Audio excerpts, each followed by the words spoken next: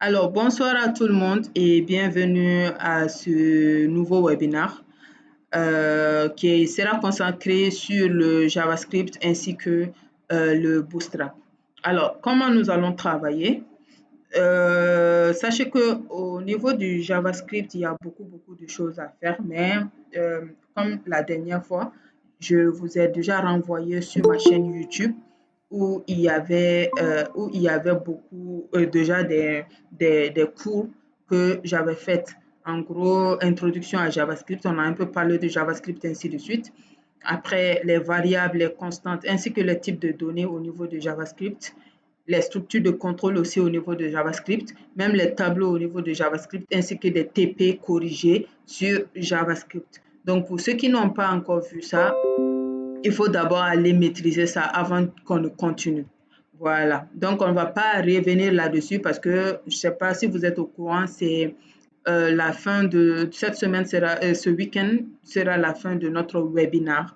Mais nous allons continuer bien sûr à travailler, c'est-à-dire à chaque fois je vais faire des vidéos que je vais poster sur ma chaîne YouTube et je vais vous envoyer les liens. Ce seraient des TP, des TD, ainsi de suite. Après, nous allons également commencer des challenges et même des compétitions, pourquoi pas. Ça, ce serait vraiment avoir des compétitions même en présentiel, mais pas de panique. Pour ceux qui ne sont pas ici au Mali, vous ferez vos compétitions en ligne.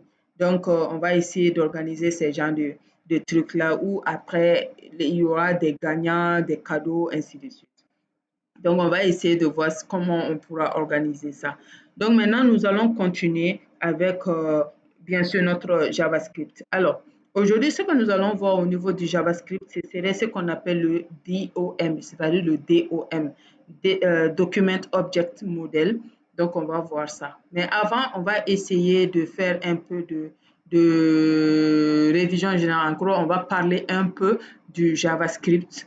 Je vais faire un petit résumé du JavaScript avant qu'on ne commence directement. Donc là, je vais partager mon écran.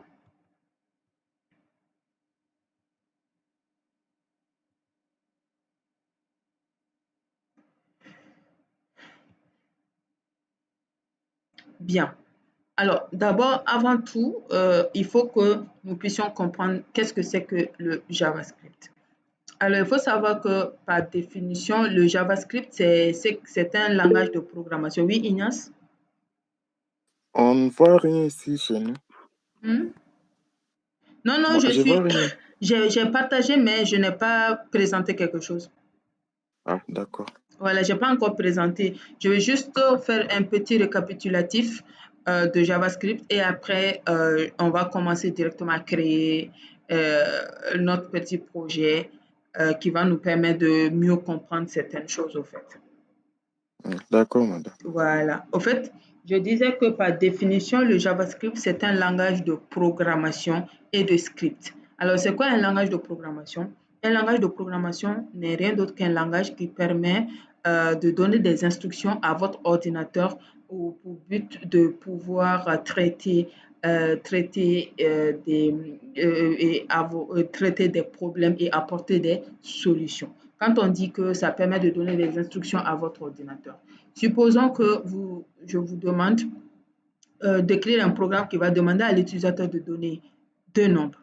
Et lorsque l'utilisateur va donner deux nombres, ça va faire la somme de ces deux nombres-là. Donc là, ça a traité un problème. Et là, également, ça a fourni des instructions à votre ordinateur. Ça a demandé à votre ordinateur de poser la question à l'utilisateur et de permettre à ce que l'utilisateur puisse rentrer quelque chose au clavier. Lorsque l'utilisateur va faire ça, ça va afficher le résultat que le développeur aura mis comme, comme opération à l'écran. Donc, c'est ça un langage de programmation. Donc, c'est ça JavaScript. Le langage de programmation, comme on l'a dit, ça permet de créer, on va dire, des applications, ainsi de suite. Ça permet de créer des logiques, ça permet de créer, de gérer des contraintes, ainsi de suite. OK. Alors, il faut savoir également que la particularité de JavaScript, c'est que JavaScript, c'est un langage de programmation côté client et côté serveur. Nous n'allons pas travailler d'abord sur le côté serveur. Côté serveur, ça veut dire quoi? Ça veut dire tout ce qui est en rapport avec la machine, tout ce qui est en rapport avec le traitement de la machine, la base de données, en gros, le fait de pouvoir le fait de pouvoir stocker les données, ainsi de suite, gérer les requêtes et tout ça. Mais le côté client, c'est tout ce qui est visible par l'utilisateur.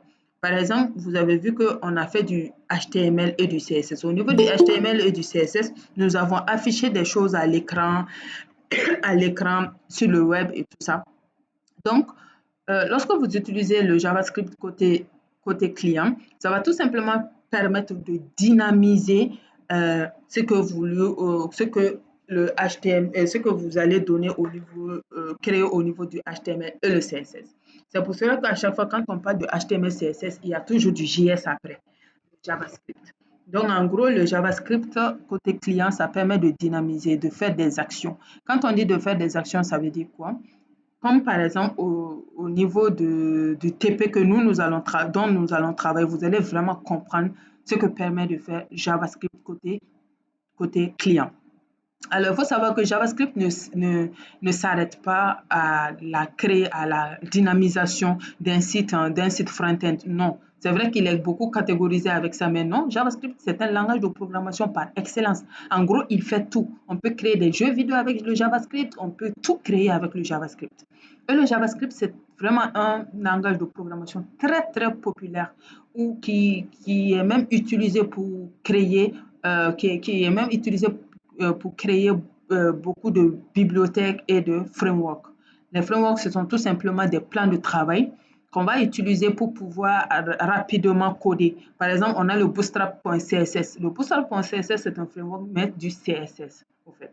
Donc, j'espère que vous avez un peu compris un peu de JavaScript. Le même rôle que le PHP. Oui, JavaScript peut jouer le même rôle que le PHP parce que c'est un langage de programmation par excellence. Tu peux créer un site web, une application avec le JavaScript. Mais attention, pas seulement JavaScript côté client, mais aussi le JavaScript côté serveur où nous allons utiliser ce qu'on appelle le Node.js. On l'écrit comme ça, Node.js. Voilà. C'est le Node.js qui est le côté serveur de JavaScript. D'accord? Bien. Donc, j'espère que là, tout le monde a compris. Maintenant, ce que nous allons faire, on va tout simplement aller au niveau de notre ordinateur et nous allons créer un nouveau projet. OK? Donc, le nouveau projet que nous allons créer, on peut l'appeler par exemple formation JavaScript. Donc, moi, ici, je vais créer un nouveau dossier que je vais appeler formation JavaScript. Tout collé. Hein. Voilà. Formation JavaScript. Alors, je vous conseille vraiment d'être très, très ordonné lorsque vous créez lorsque vous créez vos, vos, vos projets, parce que ces projets-là, après, vous en aurez besoin. Et ce que moi, je voudrais après, c'est que vous mettez ça sur vos comptes Git et sur vos comptes GitHub. J'ai fait quelques vidéos complètes là-dessus que après je vais vous envoyer le lien. Donc, vous pouvez aller directement vous exercer là-bas. Vous allez voir, c'est hyper simple d'utiliser le GitHub pour déposer ces projets pour ne pas qu'ils se perdent. Et également, GitHub Pages permet à ce que vous puissiez héberger vos sites là-dessus. Bien, donc ceci étant, nous allons tout simplement rentrer ici. Et là, nous allons prendre notre projet et on va déposer. C'est toujours le même scénario, quoi. Le HTML, CSS, JavaScript, ça ne change pas du tout. C'est toujours les mêmes choses. Avant, on travaillait uniquement sur le HTML et le CSS. Maintenant, on va ajouter du JavaScript. Voilà. Donc, au fait, il faut me dire si tout va bien. Vous pouvez mettre des thumbs up, comme ça. Vous pouvez mettre des thumbs up, c'est-à-dire comme ça. Si tout va bien, voilà, pour que, voilà, très bien. Voilà. Donc, au cas où vous aurez des questions, n'hésitez surtout pas à me les poser. Bien. Donc, maintenant, nous allons continuer. Nous allons continuer. Alors, qu'est-ce que moi je vais faire? Alors, il faut savoir que je vais juste faire un petit TP de rien du tout. Hein. Juste, nous allons utiliser certaines choses au niveau du JavaScript. Alors, le module que nous allons traiter aujourd'hui, ce serait ce qu'on appelle le DOM, qui veut dire Document Object Model. Après, je vais vous mettre ça. Après, je vais écrire ça pour que vous puissiez voir. Donc, comme je l'ai dit, je vous ai déjà envoyé sur ma chaîne YouTube concernant tout ce que nous avons vu au niveau du JavaScript. Si vous n'avez pas regardé ou si vous n'avez pas bien maîtrisé, je vous conseille après d'aller regarder encore et après de revenir sur le replay, sur le replay de ce webinaire qui sera sur bien sûr la chaîne YouTube. Ok, c'est très important. Pourquoi c'est très important? Parce que étant donné que le JavaScript soit un langage de programmation, ça va utiliser ce qu'on appelle les variables, les constantes, les types de données, ainsi de suite. Ça, vous devrez les maîtriser parce que ici, on va utiliser les variables, on va utiliser les constantes, on va utiliser les types de données, ainsi de suite. Donc, il faut vraiment un peu au moins comprendre ces choses-là pour mieux comprendre ce que nous allons faire ici. Très bien. Donc maintenant, on va d'abord créer un fichier que nous allons appeler bien sûr index.html. Alors, il faut savoir que rien ne va changer. On va juste ajouter du JS, c'est tout. Quand je dis rien ne va changer, on va toujours utiliser du HTML. Obligatoire, sinon le navigateur ne comprendra rien du tout. Donc, on va utiliser du HTML, on va utiliser bien sûr du CSS pour pouvoir styliser tout ça. Et enfin, on va ajouter du JS. Alors, il faut savoir que pratiquement à partir de maintenant, ce serait vraiment très rare qu'on fasse un projet uniquement avec le HTML et le CSS. On va toujours ajouter du JS dedans pour pouvoir dynamiser le tout. Quand je dis dynamiser le tout, ça veut dire quoi? Par exemple, moi, dans mon exemple ici, je veux créer des images et je vais les mettre en carte. Donc, ce que moi je voudrais avoir le pouvoir de supprimer les images comme je le veux. Voilà. Donc, le JS permet de faire ça, en fait. Voilà. En gros, c'est ça le dynamisme, en fait. Ne croyez pas que le dynamisme, c'est les animations et tout ça. Non. Même le CSS fait également des animations. Il y a beaucoup de personnes qui pensent ça, que le JavaScript ne fait que des animations. Pas du tout. Le CSS, bien sûr, il fait beaucoup d'animations, de jolies animations et tout ça, mais il n'est pas que ça.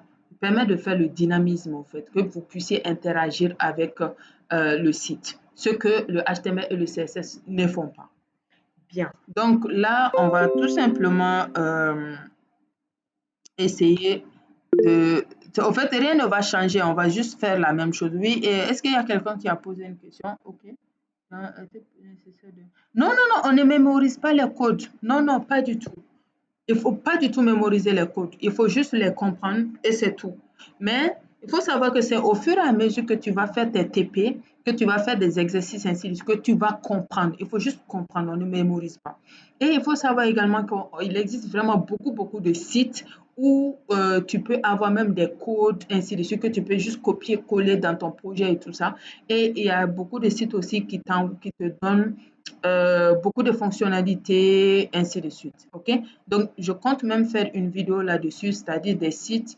Et bon, sur mon LinkedIn, quand même, j'ai déjà fait des publications là-dessus. En gros, je pense que j'ai ciblé, par exemple, soit 10 ou bien 20 sites où tu peux apprendre le HTML et le CSS, ainsi de suite. Mais je compte en faire une vidéo YouTube qui va beaucoup aider les gens, même comment utiliser ces sites-là, ainsi de suite. Donc, ne t'inquiète pas, on ne mémorise pas les lignes de code, il faut juste les comprendre petit à petit. Et là, c'est petit à petit vraiment. Par exemple, tout ce que nous allons faire aujourd'hui, il n'est pas dit que vous allez tout comprendre et ne vous mettez pas la pression. Non. Après, vous allez revenir là-dessus. Ça, c'est un. Et puis, de deux aussi, je vous ai dit, même à la fin de ce webinaire-là, tout au long de la semaine, moi, je vais faire encore des TP où je vais expliquer d'autres fonctionnalités ou bien même les mêmes fonctionnalités, je peux les expliquer différemment. Donc, voilà un peu. OK? Bien.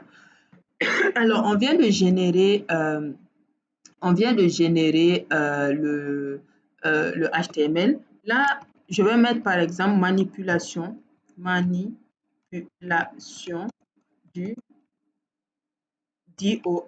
Alors, d'abord, je vais vous définir c'est quoi le DOM. Le DOM comme Document Object Model.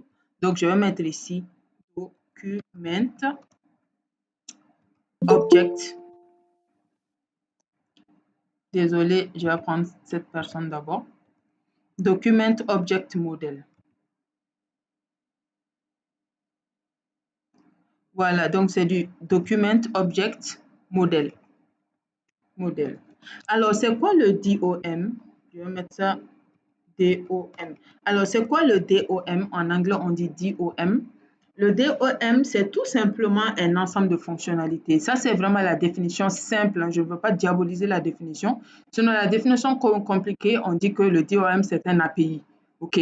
Donc, si on dit API, après, on va voir d'abord c'est quoi API et tout ça. Donc, essayons de définir ça de façon très simple. Le DOM, c'est tout simplement un ensemble de fonctionnalités que les navigateurs, c'est-à-dire les Google Chrome, les Firefox et ainsi de suite, vont fournir pour permettre aux développeurs, c'est-à-dire à vous, d'accéder et de manipuler des pages web. Donc, ça va vous permettre d'accéder et puis de manipuler les pages web ainsi que les éléments dans les pages web. Alors, il faut savoir que le DOM n'est pas propre au JavaScript, hein. Non, non, pas du tout propre au JavaScript. Quand on dit n'est pas propre au JavaScript, ça veut dire que ce n'est pas seulement le JavaScript qui va utiliser le DOM. PHP utilise les DOM, etc., etc., Ruby, ainsi de suite. D'autres langages de programmation orientés web vont utiliser les DOM. Mais les DOM sont très connus avec le JavaScript parce que le JavaScript, ça fait partie intégrante de la création d'applications web et de sites web. Voilà, donc front. OK? Donc, c'est ça un peu le DOM. En gros, le DOM, c'est tout simplement un document, un ensemble de fonctionnalités qui va nous permettre de manipuler nos pages web, en fait. Les pages web, c'est quoi? Je vais vous montrer. Open with Live Server. Voici une page web. Voilà, voici une page web. Donc, le DOM va nous permettre de manipuler tous les éléments qui sont ici, ainsi que la page elle-même. J'espère que c'est compris. Quand on dit manipuler, manipuler, ça veut dire quoi? Ajouter des choses, enlever des choses, modifier des choses, ainsi de suite. OK? C'est ça la manipulation de données, au fait. OK? Bien. Donc, j'espère que tout le monde a compris. Au cas où il y a des questions, n'hésitez pas du tout à poser avant qu'on ne continue. Parce que, en fait, on est maintenant sur un terrain qui est un peu difficile. Le JavaScript n'est pas quelque chose d'hyper simple. Pour ceux qui ont vu les tutos que j'ai fait sur le JavaScript sur le JavaScript, ce n'est même pas fini à 100%, mais que je vais bien sûr continuer, ne vous inquiétez pas. Le JavaScript, c'est un langage de programmation orienté objet même. OK? Donc là, c'est un peu complexe. Et le JavaScript fait vraiment beaucoup de choses. On peut créer beaucoup de choses avec le JavaScript. Pas seulement le fait de dynamiser des sites web front-end, d'où il est vraiment beaucoup connu. Non, il fait du back-end. Il fait également des jeux vidéo, etc., etc. Donc, on va continuer. Alors, là, je vais tout simplement créer le body, pardon, l'intérieur du body. Là, je vais prendre une section. On a dit que une page web est divisée en plusieurs sections. En fait, on a le header, le footer, ainsi de suite. Et on a également la balise section. Donc maintenant, dans la balise section, qu'est-ce que moi je vais faire? Je vais utiliser un ID ou je vais l'appeler section 1, par exemple. OK? Donc, je vais l'appeler section 1. Et maintenant, ici, je vais créer un petit div. Je vais ajouter des images. OK? Donc là, qu'est-ce que je vais faire? Je vais tout simplement aller sur Google. Faites la même chose que moi. J'espère que je ne suis pas trop rapide, hein. S'il vous plaît, mettez des pouces en l'air si ça va, si vous suivez avec moi. Mais si vous êtes en retard, n'hésitez pas à m'arrêter. D'accord? Voilà. Si vous êtes en retard, n'hésitez pas du tout à m'arrêter ou bien à me le dire. Voilà, très bien. Donc, allons-y, s'il vous plaît, sur Google. On peut aller, en gros, bon, sur n'importe quel site, hein. Allons-y prendre, par exemple, le FreePic. On peut aller chercher des images là-bas. Comme je vous l'ai dit, je veux vraiment créer quelque chose d'assez simple. Donc, je vais essayer de prendre des photos.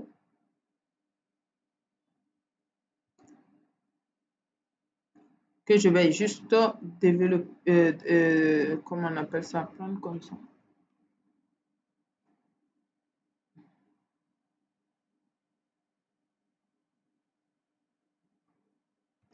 Par exemple, je peux prendre cette image. Ah, ok, lorsque vous voyez ça sur une couronne, sur une image, ça veut dire que ce n'est pas gratuit, c'est payant. Donc, on va sortir de là vite fait. On va essayer d'aller voir Bon, je vais prendre, par exemple une image de nature.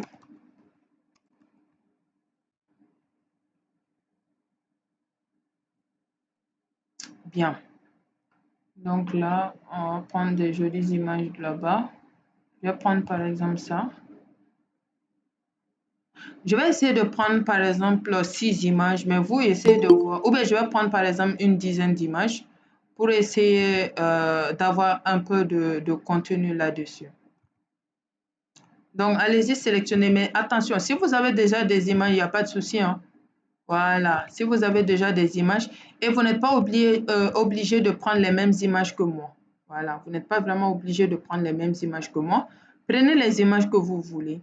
Ça peut être de la nature, ou bien ça peut être n'importe quoi, il n'y a pas de souci. Ok, donc je vais prendre ici océan.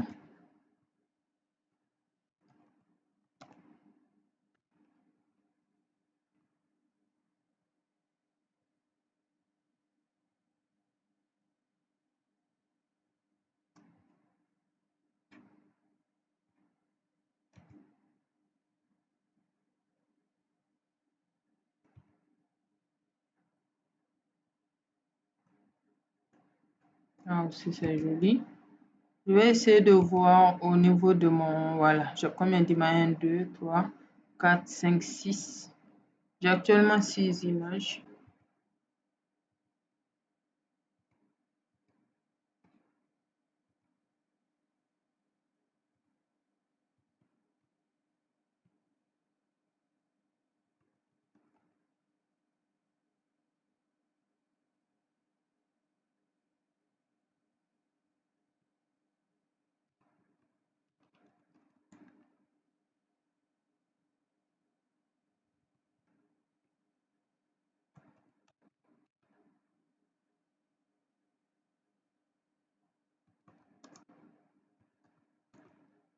Ok,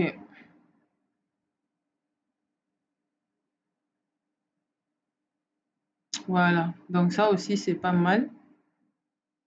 Donc vous voyez que souvent sur les sites web, ce sont des images qu'on a l'habitude de télécharger, d'utiliser, ainsi de suite. Donc je pense que vous devrez savoir que FreePic, c'est vraiment un site qui est très très bien et qui donne également des images qui sont gratuites, hein. Donc je vais voir 1, 2, 3, 4, 5, 6, 7, 8, 9. Je vais ajouter 1, ça ferait 10 images. Et voilà. Donc, on va essayer de travailler avec ces images-là. Donc, ce que je vais faire, je vais tout simplement aller ici, sur mon ordinateur. Et voici les images. Je vais essayer de changer, de renommer les images en question. Donc là, je vais l'appeler P1. Mais faites attention, il ne faut pas supprimer l'extension 1. Donc là, je vais l'appeler P2.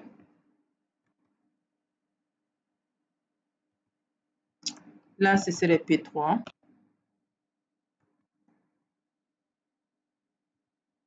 Là, je peux appeler P4. Là, c'est P5.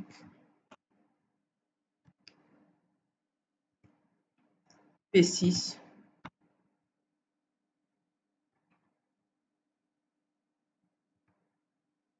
P7.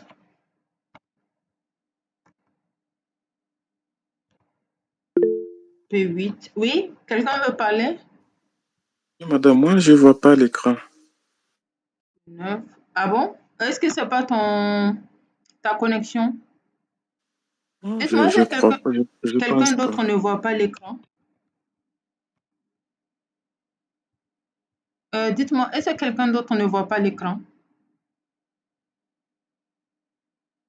Ah, ok. Je pense que c'est d'abord ta connexion. Tu peux sortir puis réentrer pour voir. D'accord, Voilà, je sors et puis réentre. Je pense pas, on va pas trop avancer te laisser. Donc, tu peux sortir puis réentrer. Donc, tu vas essayer d'accord. de voir. Ok. Donc, au fait, vous avez pris les images. Ok. Alors, il faut savoir que mon projet, mon objectif, c'est faire quoi? C'est essayer de créer juste un petit projet qui va me permettre de pouvoir vous expliquer certaines choses, au fait, au niveau au niveau au niveau du DOM de JavaScript.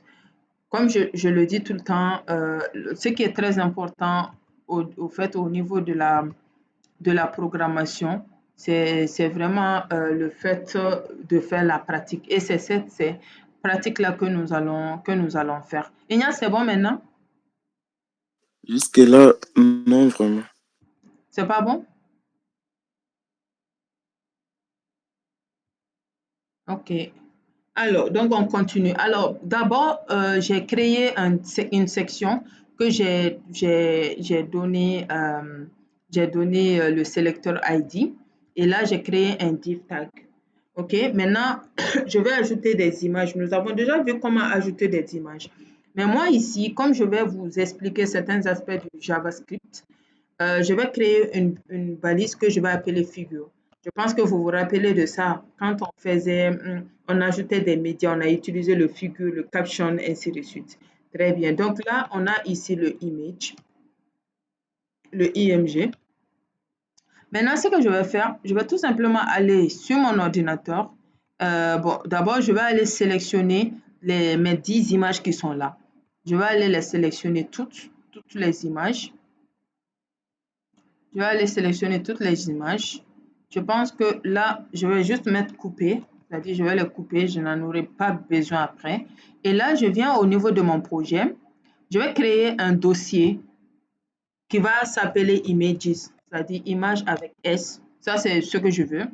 Et là, je vais tout simplement coller toutes les images que j'avais sélectionnées. J'en ai 10.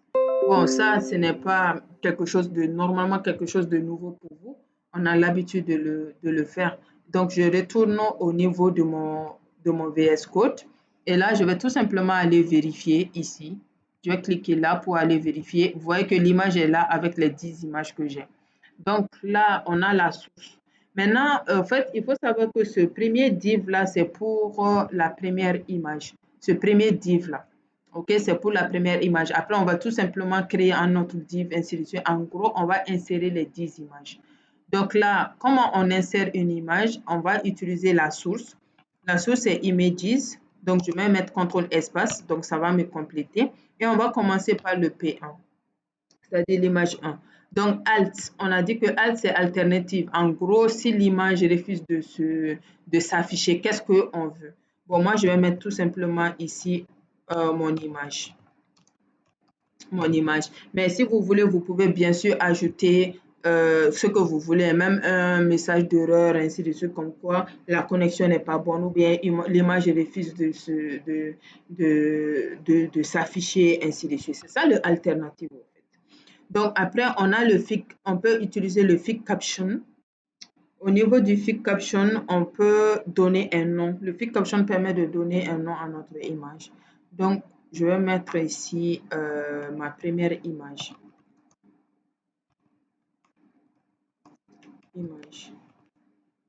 Voilà.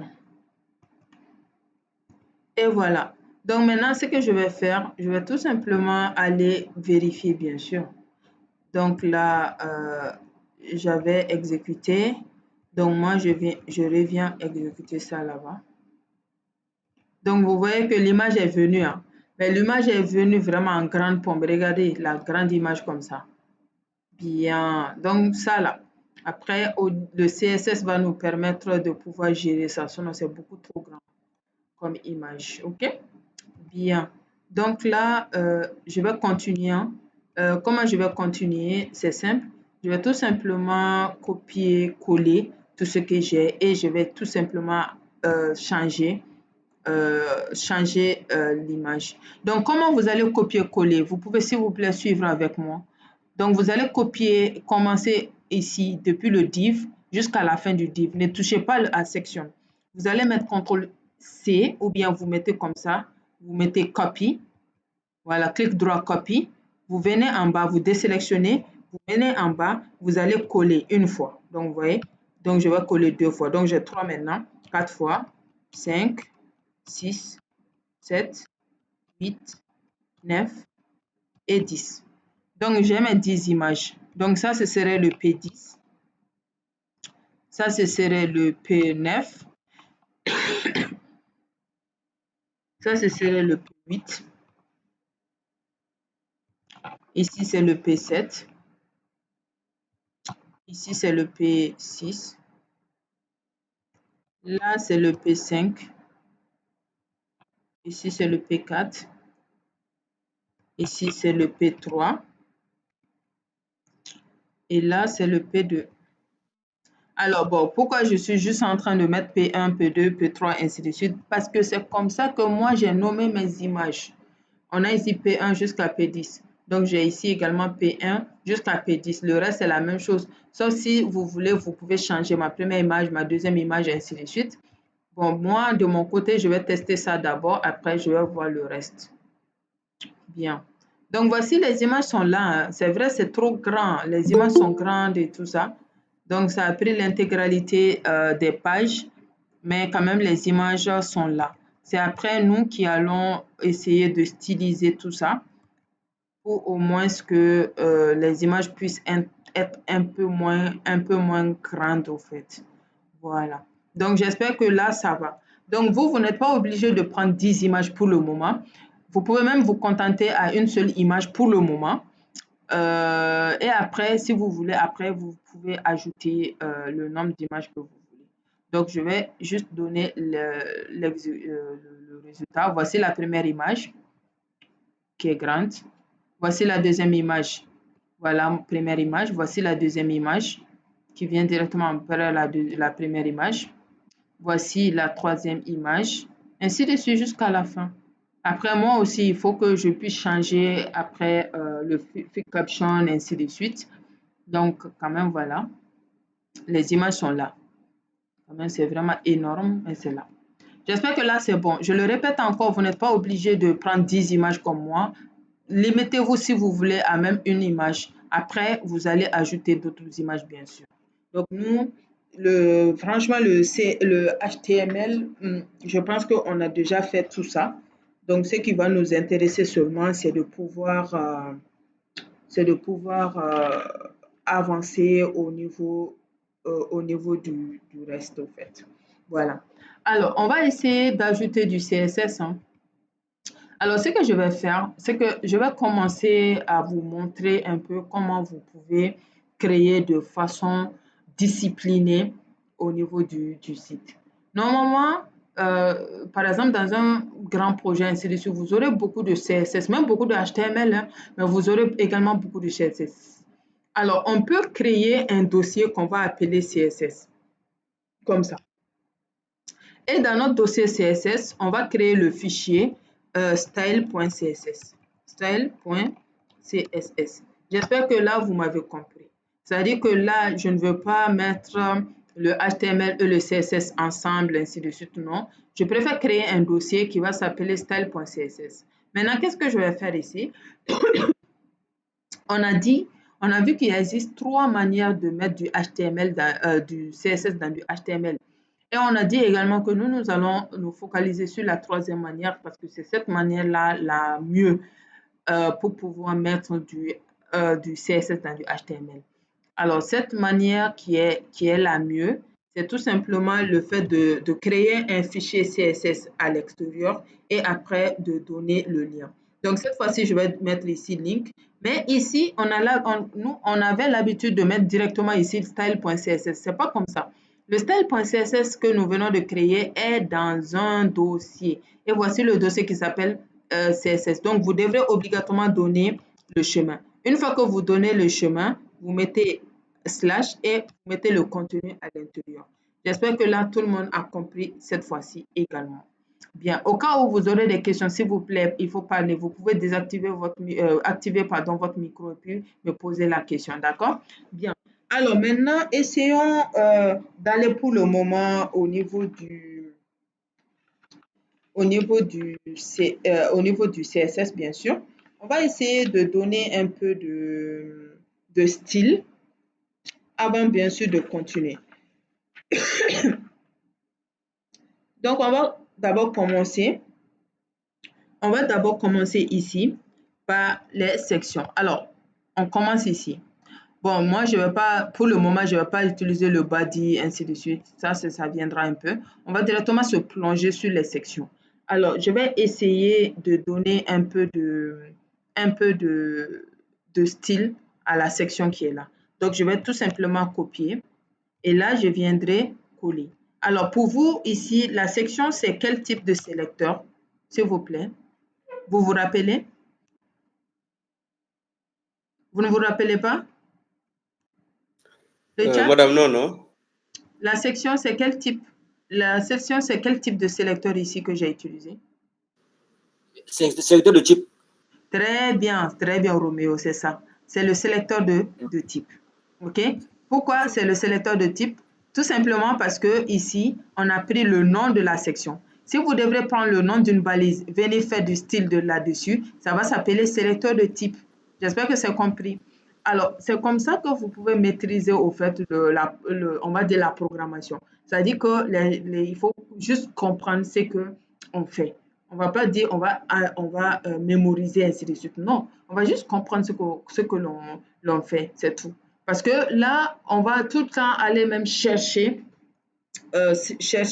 les fonctionnalités. Donc, si toi, tu sais déjà ce que tu veux, tu vas aller directement trouver la fonctionnalité là où elle est, en fait, parce que tu sauras où chercher. Bien. Donc là, on va essayer d'afficher nos sections. Alors, pourquoi je vais afficher mes sections? Attendez, je vais accepter cette personne. Alors, pourquoi je vais afficher cette section? Par exemple, vous pouvez remarquer que la section commence ici et la section va se terminer jusque là, jusque en bas ici. Et à l'intérieur de cette section-là, j'ai mis mes photos, mes images. Moi, j'ai envie de styliser mes images au fait. Donc, c'est la section qui est le conteneur de mes images. Donc, je vais commencer à conditionner ma section pour qu'elle puisse accepter d'afficher d'une certaine manière mes images. Alors, vous pouvez remarquer que moi, je vais vous montrer le résultat. Moi, voici mes images qui sont là. C'est tellement lourd que ça prend même du temps pour s'afficher. Voici mes images qui sont là. D'un, c'est trop grand, ok. Mais de deux, elles sont alignées les unes après les autres, les unes après les autres. Alors que moi, j'ai envie d'afficher mes images sous forme de grid, au fait, les grilles. Donc, je vais mettre ici grid. Donc, voici le display grid. Donc, je vais essayer de mettre ça comme ça. Display grid. OK? Bien. Maintenant, quand j'ai mis display grid, je vais compléter. C'est pour cela que ça n'a pas bougé parce que je n'ai pas complété. Il y a une autre propriété que je dois utiliser qui s'appelle ici le grid template. Le grid template. Grid template columns. C'est-à-dire que je vais mettre mes images en colonne et je vais mettre les parenthèses. Nous avons ici, par exemple, je vais prendre 6, 1 FR. Je pense que la dernière fois, j'ai bien expliqué tout ça. Donc, s'il vous plaît, allez-y reprendre le replay sur le CSS.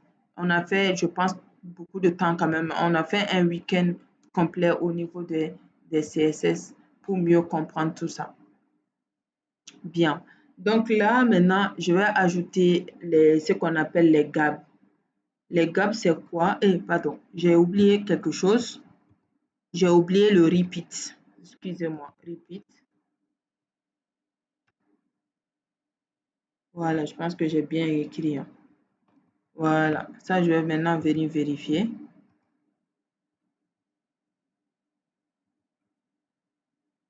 Bien.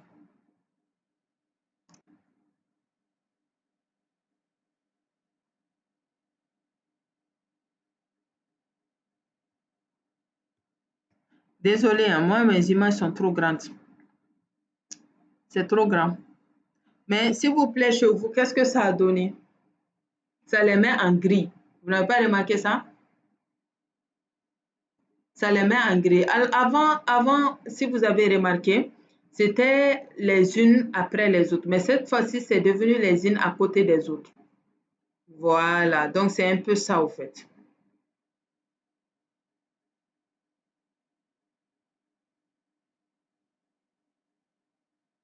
C'est un peu ça.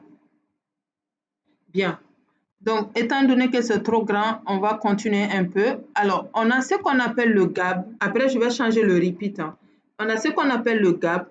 Le gap, c'est quoi? Le gap, c'est tout simplement la distance, au fait. La distance. Par exemple, je peux dire distancier par exemple, 30 pixels ici. Donc, distancier de 30 pixels. Ça va juste mettre un peu plus d'espace entre les images, au fait. Vous voyez, non? Voilà. Ça va mettre un espace de 30 pixels entre toutes les images. 2, 3 images. 4, 5, 6, 7. Voilà. Alors, bien. Alors, maintenant, on a le div tag ici. Le div qui est là pour le moment. Alors, ce div-là, on va essayer de l'utiliser. On va le mettre à display absolute. Non, pardon, position relative. Je pense que là aussi, on a parlé de ce position relative. Donc là, on a position, on a relative. Alors, il faut savoir qu'on a plusieurs positions. On a les positions relatives, on a les positions absolutes, on a les positions fixed, ainsi de suite. OK? Bien.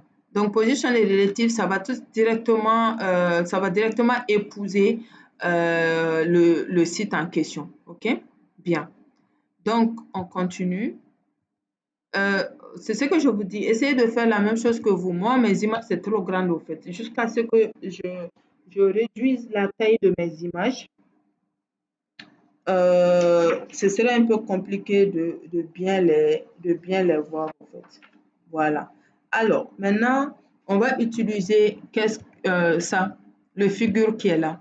Alors, je pense que je vous ai déjà expliqué que, bon, moi, de mon côté, je vais utiliser plusieurs balises. Lorsque vous utilisez plusieurs balises, toutes ces balises-là doivent être stylisées. D'où le fait qu'on se retrouve avec beaucoup de lignes de code en CSS. Donc, je vais directement copier la balise figure et je vais la coller ici. C'est également un sélecteur de type que nous allons utiliser. Je vais utiliser du margin. Le margin, je pense également que vous rappelez de ça. Le conseil que je vais vous donner quand même, c'est qu'à partir de maintenant, vous avez vu le HTML, vous avez vu le CSS et vous êtes en train de voir le CSS. Donc, à partir de maintenant, s'il vous plaît, continuez à coder, n'arrêtez pas. Ne passez pas un jour sans ouvrir votre ordinateur et puis bricoler quelque chose. OK? Parce que si vous lâchez seulement, vous allez tout oublier. Vous allez oublier tout ce que vous avez appris au fait. J'espère que c'est compris. Bien. Donc, nous allons utiliser également un autre sélecteur que nous avons même vu ensemble ici. Donc, je vais utiliser le IMG. Ici, je vais donner le 8 et je vais donner le 100%. Voilà. Parce que là, il faut savoir qu'on a beaucoup d'informations à connaître, au fait, à apprendre. Le fait qu'on ait beaucoup d'informations à apprendre et tout ça, si tu arrêtes ta formation, ça va être compliqué pour toi. Donc, regardez ce que nous avons actuellement. Vous voyez que maintenant, la taille a été réduite, non? La taille a été réduite. Malheureusement, mes images ne sont pas de même taille. Hein. Donc, bon, moi, personnellement, ce que j'ai l'habitude de faire, c'est que si je dois utiliser,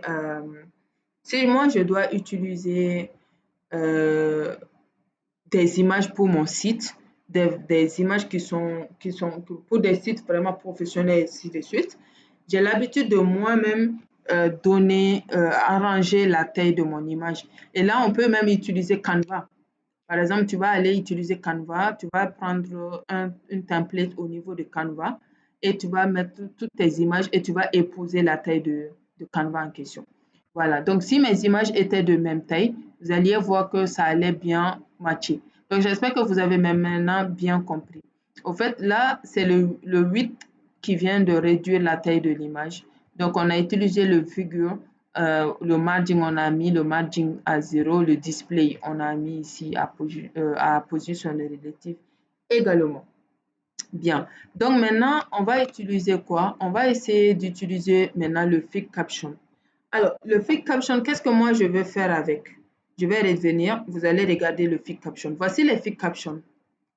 Voici moi mes figures caption. Ma première image, ma première image, ma première image. Par exemple, moi, je peux dire que, bon, chez moi, mes figures caption, j'ai envie de les mettre, par exemple, sur l'image, j'ai envie de leur donner une couleur, j'ai envie de faire en sorte qu'ils soient plus jolis, ainsi de suite, et tout ça. Donc, c'est ça. Vous pouvez styliser également les figures caption. Donc, je retourne ici. On va prendre le figure caption. Figure caption également. Figure caption. Figure caption également, c'est un sélecteur figure caption. Attendez, vous savez ce que je vais faire? Je vais tout simplement... Ah, c'est pas figure, c'est fig caption. Voilà. Je vais tout simplement aller copier cette partie et venir coller. Parce que je sais que si je ne fais pas ça, je vais me tromper et ce serait compliqué. Voilà, parce que si je ne mets pas les bonnes informations, ça ne va pas du tout marcher. Dites-moi, est-ce que tout ce que nous sommes en train de faire comme ça, est-ce que ça va? Parce que j'ai l'impression que vous ne parlez pas. Est-ce que c'est bon? Vous êtes sûr? Ouais, madame, j'ai une question. Oui, vas-y. Pose-moi ta question. Oui, madame, tu disais dans le CSS, Mhm. Fit Caption qu'on vient de faire, c'est dans Figure, non? Fig caption, Fit oui, Caption, attends, c'est dans... je te montre ça. Oui, c'est un sélecteur de type qui est dans Figure. Hein? Pourquoi on ne prend pas aussi comme... Pourquoi on n'utilise pas comme image? Ah, IMG là est dans Figure. C'est pour ça qu'on a mis le crochet là. Oui, IMG est dans Pourquoi... figure. Fig caption également est dans figure. Voilà. La question maintenant, c'est que pourquoi on ne met pas le crochet là aussi sur... On ne met pas Figure, on met le crochet, on met Fit Caption.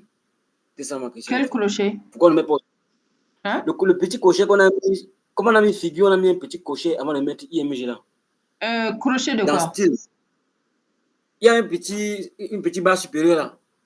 Une petite Ici? barre supérieure. Là.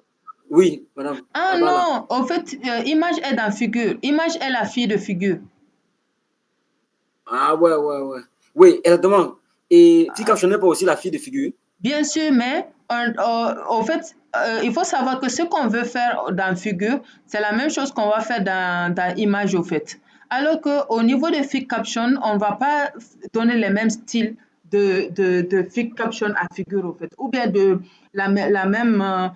même style de figure à fig caption. Je comprends. Donc c'est pour ça qu'on ne met pas le crochet là aussi. Non, non, on ne met pas de signe de supériorité. En gros, les deux n'ont rien à voir l'une à l'autre, au fait. Ah Ok? d'accord, madame. C'est pas D'accord. tout le temps qu'on va utiliser ce sélecteur-là. Ce sélecteur-là est utilisé pour un objectif bien précis. Et je pense qu'on a déjà vu ça, on a déjà parlé de ça et tout ça. Donc, il faut toujours aller retourner sur les anciens cours que nous avons vus, même prendre des notes, les lire souvent, ainsi de suite. Ça va être vraiment bien plus bénéfique pour vous. D'accord, madame. Oh, bien. Ok, il y a une autre question? Oui, Amidou, tu avais levé la main. Allô, Amidou? Tu es sous surdrunner. Tu n'as pas de questions? Ok, on va continuer alors. Ok, donc si c'est bon, c'est bien, mais n'hésitez pas à enlever vos micros pour poser des questions, s'il vous plaît. C'est mieux que nous passions et que vous ne compreniez pas, parce qu'on a quand même assez de choses à faire, hein. C'est du JavaScript, c'est vrai, nous sommes toujours au niveau du HTML, CSS, mais on va voir également le JavaScript. Donc là, ici, on va utiliser le position. Position, on va le mettre à absolute. Alors, donc, ce que moi, je préfère faire dans cette histoire, c'est de mettre ces deux-là côte à côte. Bien. Donc, vous voyez ces deux-là côte à côte, non? Très bien. Donc, maintenant, on va mettre ici le fig caption à absolute. Regardez bien. Donc, là, maintenant, on va dire maintenant top. C'est-à-dire soit en haut à 50%. On va voir ce que ça va donner. Donc, vous allez mieux comprendre ce que moi, j'essaye de faire.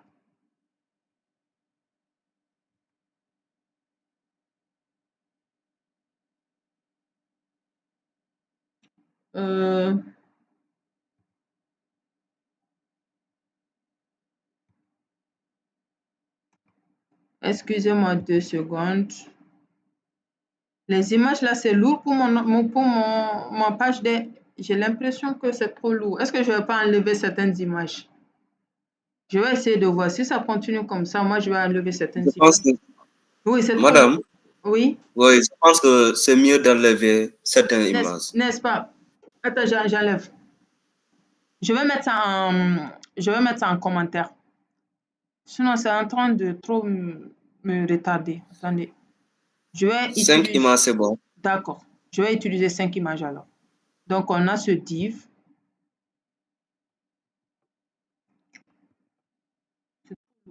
OK. Alors, voilà.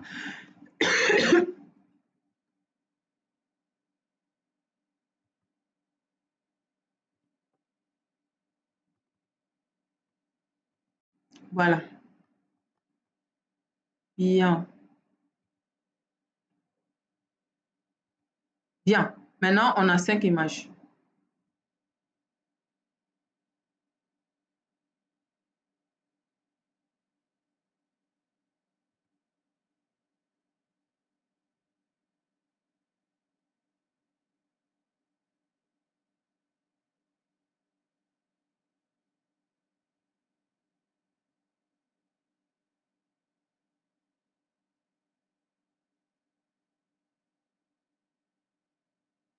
OK. C'est bon maintenant. Voilà. Donc, on a mis le top à 50%.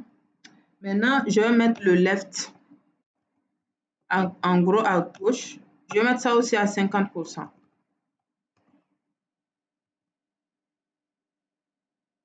Voilà. Donc, vous voyez que maintenant, c'est venu à top, à left. Maintenant, on va essayer d'utiliser le transform. Alors, vous vous rappelez le transform, non? On va mettre ça, mais cette fois-ci, on va utiliser le translate. Au niveau du translate, on va mettre à moins 50%. Vous allez voir ce que ça va donner. Moins 50%, virgule. Et là, on va mettre encore moins 50%.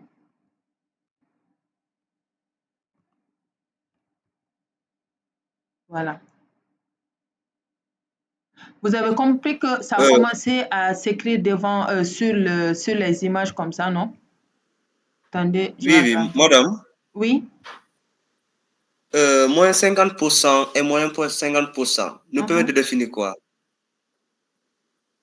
Au fait, ici, ça permettra tout simplement de se positionner sur l'image en question.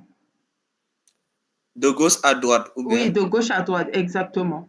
Donc, tu vois, par exemple, celui-là, là, il s'est positionné. Je pense qu'au fur et à mesure que nous allons avancer, nous-mêmes, on va essayer d'ajouter certaines, comment on appelle ça, certaines tailles à nos images ainsi que à notre feed caption pour que ça puisse venir se positionner sur notre image. Parce qu'il y a plein d'autres fonctionnalités que nous allons ajouter. Donc, on a le font size. Le font size ici, on va le mettre par exemple à 2 EM, par exemple. C'est trop grand. Mais on va voir le font width, on va le mettre à bold.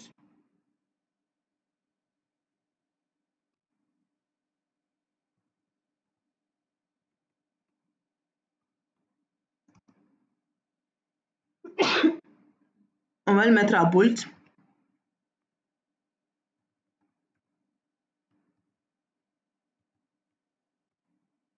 Et enfin, la couleur. La couleur, c'est couleur du texte. On peut le mettre à la couleur blanche. Je vais tester, voir. C'est trop grand et on ne voit pas très bien.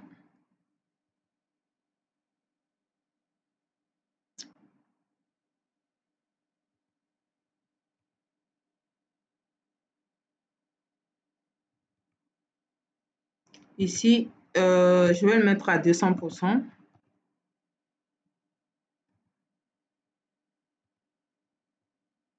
Je vais le mettre à 150. 150.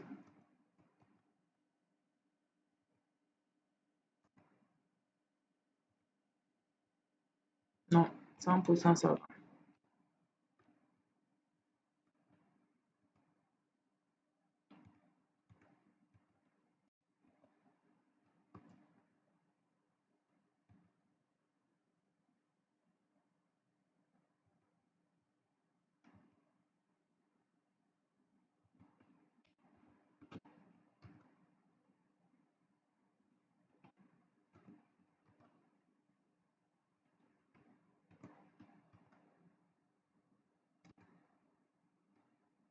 Ok, on va laisser ça d'abord et après on continue. Alors, au fait, j'aimerais ajouter une chose au niveau de mon HTML.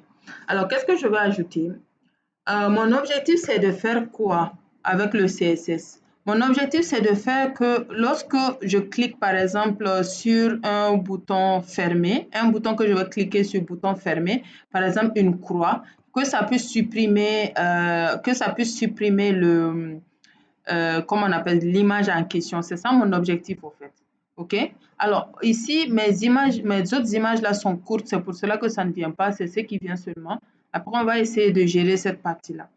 Alors, ce que nous allons faire, on va tout simplement retourner au niveau de notre HTML. Je vais agrandir. On va au niveau de notre HTML et en bas de figure, utilisons un span. Vous savez c'est quoi déjà le span, non? Un span et je vais mettre la lettre X. C'est moi qui vais mettre la lettre X là-bas. Je vais aller voir ce que ça va me donner. Je ne comprends pas pourquoi ces images-là sont lourdes comme ça. Est-ce que je ne vais pas télécharger d'autres images? Parce que c'est en train de me bouffer vraiment trop d'espace. S'il vous plaît, continuez. Moi, je vais essayer de voir si j'arrive à télécharger d'autres images. Je vais sortir de FreePic. J'ai l'impression que l'image de FreePic, là, c'est vraiment trop lourd. Donc, je vais mettre ici image de nature.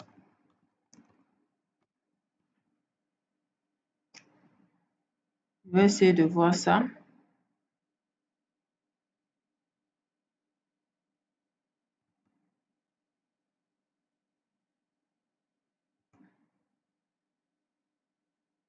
Ah non, ça c'est du type web.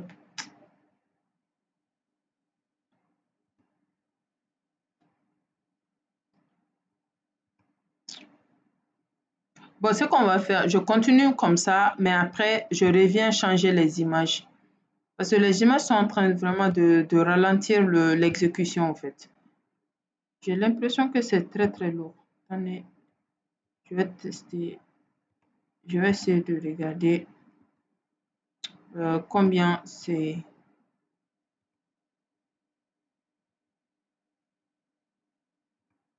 Euh,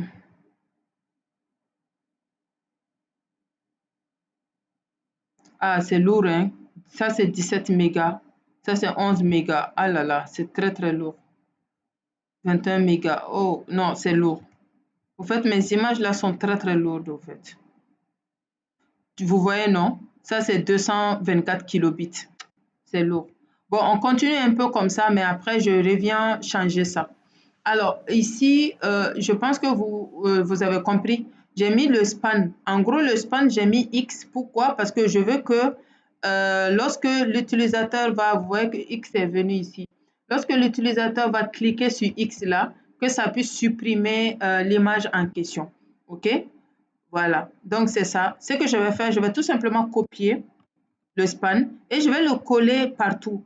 Et c'est en bas de figure, au fait, mais en haut de div fermante. Voilà. Si vous ne comprenez pas, s'il vous plaît, faites-moi signe. D'accord? Si vous ne comprenez pas ce que je suis en train de faire, faites-moi signe. Madame, Oui? c'est-à-dire, span doit être l'enfant de div. Oui, oui. Span est l'enfant de div. Mais l'enfant de div seulement, ce n'est pas l'enfant de figure. Ok. Voilà, c'est l'enfant de div seulement, c'est pas l'enfant de figure. Et nous allons mettre ça partout au niveau de nos images. Vous voyez, non? Figure est fermée et span est ouverte maintenant. On a mis X et on a refermé span et c'est maintenant qu'on a fermé le div. Voilà, c'est ça. Ok, je vais essayer de télécharger d'autres images. Ah, ces images-là sont lourdes. Ok, attendez. Je vais essayer de télécharger cette image-là également.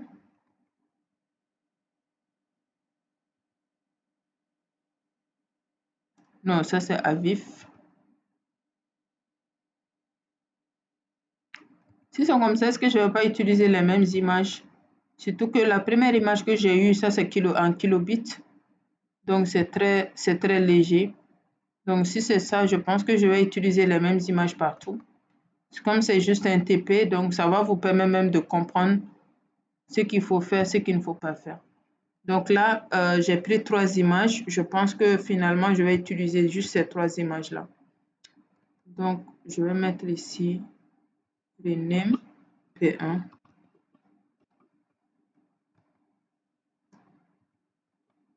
P2.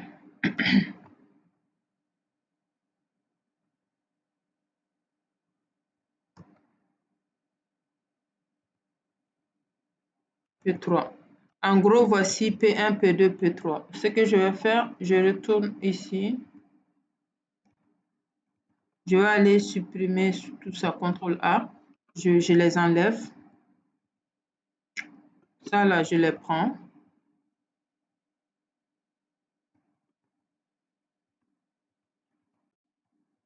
Je les mets.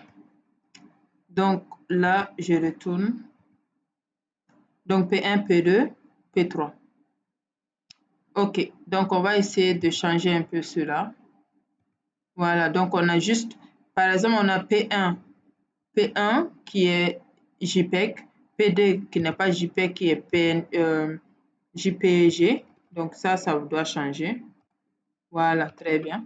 Et P3 aussi, c'est JPG. Donc, ça aussi, faites attention à cette partie-là. Hein. Si vous avez votre extension et que vous ne mettez pas la bonne extension, ça ne va pas marcher. Donc, ici aussi, on va supprimer. Je vais mettre ici P1.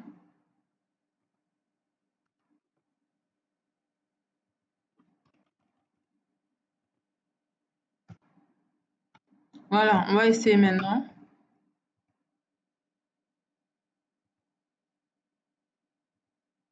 Voilà. Dites-moi, est-ce que vous comprenez maintenant? C'est bon maintenant. C'était mes images qui faisaient des problèmes. Donc, vous voyez, non, j'ai fait en sorte que mon fake caption vienne au beau milieu, au fait, de l'image. C'était ça l'idée, au fait. C'est-à-dire, le fake caption viendra au beau milieu de l'image pour nous donner certaines informations, ainsi de suite. Donc, comment on appelle ça? Euh, Donner la description de l'image que nous voulons. Et là, après moi, je vais changer ça. OK? J'espère que c'est compris. Dites-moi, est-ce que quelqu'un ici a un problème, comme moi, j'ai eu le problème? Mes images étaient trop lourdes. Mes images étaient en mégabits, 200 et quelques mégas, ainsi de suite. C'était trop lourd. C'est pour cela que ça n'a pas fonctionné. Donc, ce que vous devrez comprendre aussi, c'est que si vous devrez créer un site, utilisez des images qui ne sont pas lourdes. Par exemple, toutes les images pardon, que j'ai actuellement, c'est en kilobits. Il y en a qui sont 11 kilos, il y en a qui sont à 17 kilos, ainsi de suite. Voilà. Donc, au fait, il existe des sites quand même qui permettent comment on appelle ça, de rendre légère une image. Il existe des sites qui font ça. Donc, bon, je n'ai pas voulu perdre de temps, sinon je pouvais aller sur un de ces sites pour rendre légère mon image, au fait. OK? Bien. Donc, maintenant, on va retourner. Alors, je pense que vous avez maintenant compris un peu l'idée que je veux faire. Par exemple, vous voyez les croix qui sont là, non? Bon, l'objectif de ces croix-là, c'est que je veux que ces croix-là soient en haut ici et peut-être même en donner une couleur de background pour que lorsque l'utilisateur clique sur la croix, pardon, les croix ici, que ça puisse supprimer, par exemple, l'image en question. C'est ça l'objectif. Donc là, on continue, hein, bien sûr. Nous allons continuer au niveau de notre style. Après, je vais venir au niveau de caption là, pour pouvoir gérer ça, certaines choses. Alors, maintenant, qu'est-ce qui me reste à faire à ce niveau-là? Je vais utiliser maintenant le span. Le span, c'est les croix là. Je vais travailler sur les spans. Toujours, c'est le span comme ça. Et là, on va mettre ici la position et toujours absolute. On enregistre. Bien. Alors, maintenant, on a mis position at the top. Le top, on va le mettre à, par exemple, 5 pixels. Hein, pour voir. Voilà. J'ai mis le top à 5 pixels. Vous voyez que là, c'est en haut maintenant. Voici le top à 5 pixels. Voici le top ici. Bien. Donc, ici, je vais essayer de mettre ça à... Bon, attendez, je vais utiliser le background color pour que vous puissiez mieux voir. Background color, je vais le mettre à red. Bien. Donc, maintenant, on a mis le background color à red. Maintenant, je pense que vous savez où sont vos croix, non? Bien. Donc, maintenant, on va essayer de mettre les croix à droite et les enlever à gauche. Par défaut, ça part à gauche et on va les mettre à droite.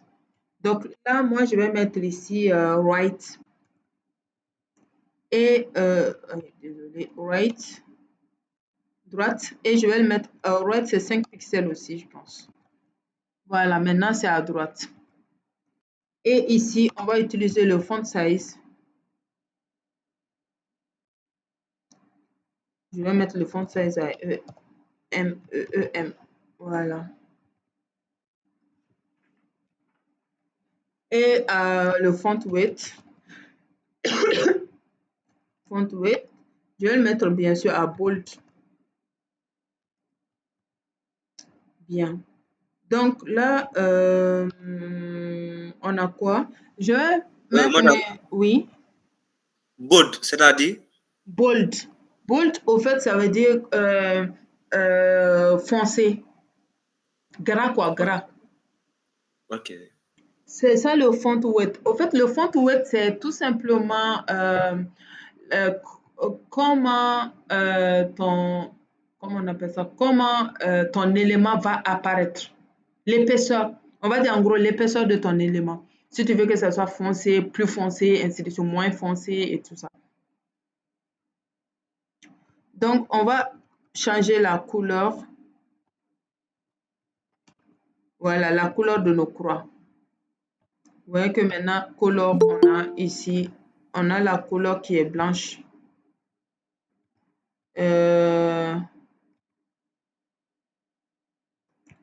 On a la couleur qui est blanche. Maintenant, on va changer quoi encore? On va essayer d'ajouter du... Désolé. Voilà, c'est mieux que comme ça. On va essayer d'ajouter du padding. Le padding, je vais le mettre également à 5 pixels. Alors, l'utilisation du padding et du margin, je pense que là, vous avez compris un peu l'utilité. Donc, le padding et le margin, vous devrez vraiment les maîtriser. OK? En Oui, gros, oui. vous devrez maîtriser tout cela, en fait, parce qu'à chaque fois, on les utilise partout. Donc, voilà un peu mes images. Alors, bon, moi, je pense que c'est vrai que c'est pas aussi esthétique que ça, mais l'objectif, ce n'est pas d'abord d'être esthétique. L'objectif, c'est surtout de pouvoir utiliser du CSS et de voir comment on peut travailler avec le CSS, pardon, le JavaScript, comment on peut travailler avec le JavaScript et tout ça. Donc, ce que moi, je vais faire, c'est l'idée que j'ai, pardon, dans ma tête, c'est que lorsque je vais cliquer ici, par exemple, sur cette croix-là, que cette image-là puisse disparaître, en fait. C'est ça mon objectif. Oui, quelqu'un a quelque chose à dire? Oui, Oui, madame, madame Orome, je me oui. demandais si vous pouvez faire un feedback sur le padding et le margin. Vite fait, Hein? si vous pouvez rappeler encore. Je me demandais si vous pouvez encore rappeler la différence sur le padding et le margin. Le padding et le margin. Au fait, le padding et le margin, ce sont des marges. Mhm. Le padding, c'est la marge, pardon, ce sont des marges, au fait. Le padding, c'est la marge interne et le margin, c'est la marge externe. Alors, la marge externe, c'est quoi? C'est que, par exemple, nous, on a notre élément qui est là, n'est-ce pas? Voilà. La marge externe, c'est tout ce qui est autour comment on appelle, de notre image et de notre élément qui est là. Voici, par exemple, la marge externe, la marge externe, la marge externe. D'accord? Voilà. Alors que la marge... Madame, Oui? si je ne me trompe pas, la margin, c'est entre le border Oui, et la passe. oui, c'est ça. Alors que le padding, c'est entre le contenu Oui, et la borne. et la bordure, exactement, en fait. C'est ça le padding et le margin, au fait. Les deux, ce sont des marges, mais les différents types de marges, au fait. OK? Allô? Ça va? Ah, ouais, ouais, moi, j'ai pas bien compris l'explication là. OK. Franck, tu peux nous expliquer, s'il te plaît?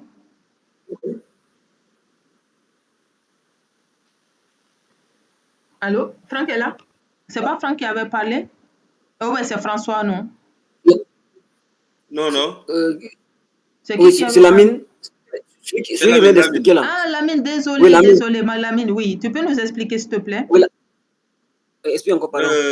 Comme tu l'avais dit, Oui. que la padding, c'est une masse extérieure. Oui. C'est une masse intérieure, Mhm. en fait. Ah, OK. C'est-à-dire, La la margin, padding, oui, c'est vrai. Le padding, pardon. Le padding. c'est une masse extérieure, Mhm. qui est intérieure même. C'est entre le contenu et le Oui. board, Oui. et la bordure. Et la bordure. Alors que Par la exemple, margin, on peut revenir là-dessus. Par exemple, ici, on a ici. Par exemple, tu as le padding. OK? oui, la On contenu, a, oui. oui, on a par exemple le X qui est là. Quand j'ai Qui est le mis, Roméo, contenu? j'espère que tu m'écoutes, hein. Oui, madame, I, c'est le contenu. Bien. OK, mais après, s'il te plaît, tu vas revenir là-dessus, d'accord? C'est mieux comme ça, mais je vais juste expliquer un peu plus rapidement. Donc, on a par exemple le padding. Ici, on a utilisé le padding 5 pixels. Le fait qu'on utilise le padding 5 pixels, le span c'est X. Et tu as remarqué que les bordures se sont éloignées de X, non? Oui, madame. Hein? Oui, madame. Voilà, c'est ça le padding. Par exemple, je vais mettre ici margin.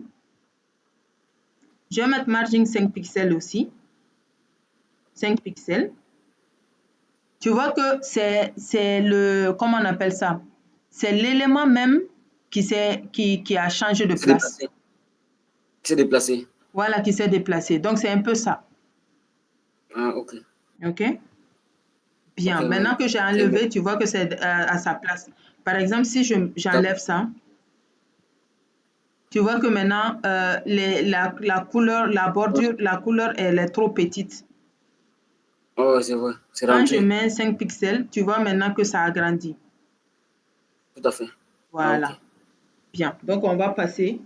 OK. Ok. Alors, maintenant, on va essayer d'ajouter un peu de contenu à notre page. En gros, voici les images. Je n'ai pas encore mis du JavaScript. Je vais attendre un peu. Moi, ce que j'ai envie de faire, c'est j'ai envie de créer un petit formulaire également.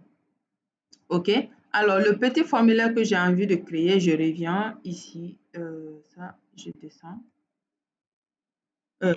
Pardon. Je vais sortir de la section et je vais créer un petit formulaire. Bon, le petit formulaire, ce serait vraiment très simple, hein. C'est juste pour vous montrer également qu'on peut utiliser du JavaScript aussi dans le formulaire.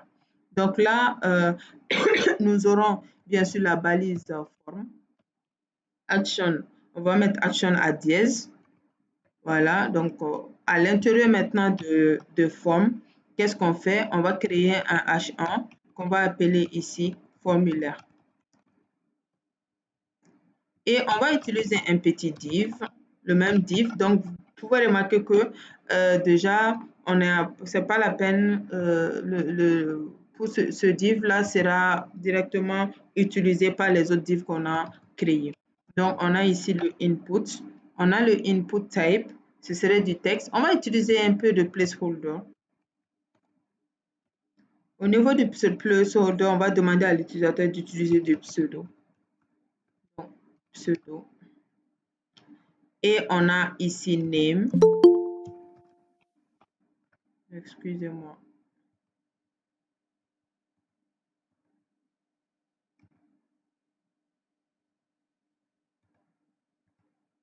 OK, on a name. On a name, on va mettre ici pseudo. Alors, bon, concernant les formulaires, quand même, on en a créé pas mal. Donc, vous pouvez aller après voir. Mais au fait, moi, mon objectif, c'est quoi? C'est que lorsque, par exemple, l'utilisateur ne va pas mettre certaines informations, je vais donner certaines contraintes. Par exemple, le pseudo, je peux demander à l'utilisateur de chercher un pseudo qui comporte au moins 6 lettres ou bien qui comporte au minimum 8 lettres.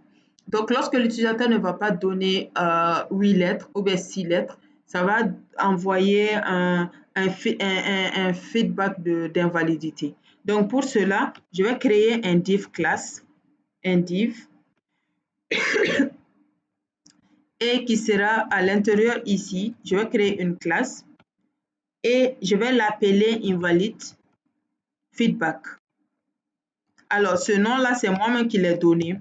OK, mais je vous conseille vraiment de donner des noms qui ont du sens. Par exemple, ce nom-là a un sens parce que moi, mon objectif, c'est que l'utilisateur, que le programme puisse envoyer un message d'erreur à l'utilisateur.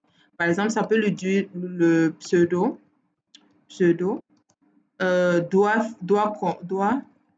avoir au minimum 8 caractères, par exemple. 8 caractères. Voilà. En gros, c'est ce message d'erreur-là qui va s'afficher dès lors que l'utilisateur n'aurait pas renseigné l'information qu'il le faut. Et ça, qu'est-ce qui permet de gérer ça? C'est bien sûr du JavaScript. Et mon objectif, c'est vraiment de vous montrer comment vous pouvez utiliser le JavaScript avec ça, en fait. Voilà. Donc, bon, je ne veux pas non plus trop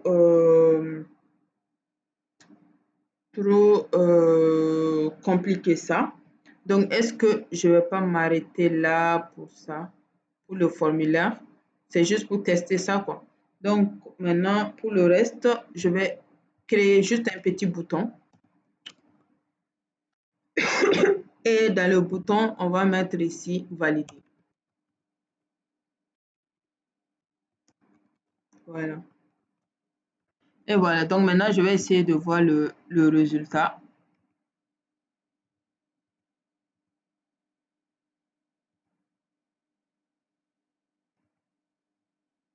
Voilà. Alors, bon, vous pouvez remarquer que ici, par exemple, si je mets mon nom, c'est 4 lettres.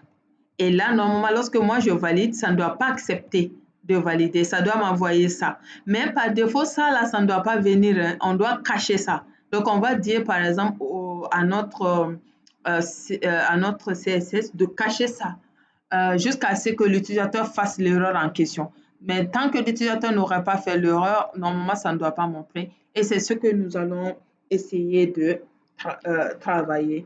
On va essayer de travailler là-dessus. OK, donc avant cela, on va essayer de styliser cela aussi un peu. On vient au niveau de notre CSS. On va utiliser notre forme. On vient de créer, n'est-ce pas, le formulaire avec la balise forme. Donc, on va prendre la balise forme et on va lui faire hériter du div. Et on va dire ici le margin bottom. On va utiliser le 5 pixels. Voilà. En gros, margin bottom 5 pixels, on l'a juste fait un peu descendre, c'est tout. OK? Alors, ici, on va donner une couleur à notre, message d'erreur. Vous savez déjà que les messages d'erreur, c'est toujours les couleurs rouges, non? Donc, c'est le CSS qui fait bien sûr ce travail-là. Donc là, je vous ai parlé du fait de créer une classe qui va s'appeler invalid feedback. Donc ça, moi, je vais copier cette partie-là et je vais venir ici le coller. Alors, ici, c'est quel type de sélecteur que nous allons prendre, s'il vous plaît? Oui? Quelqu'un a une idée?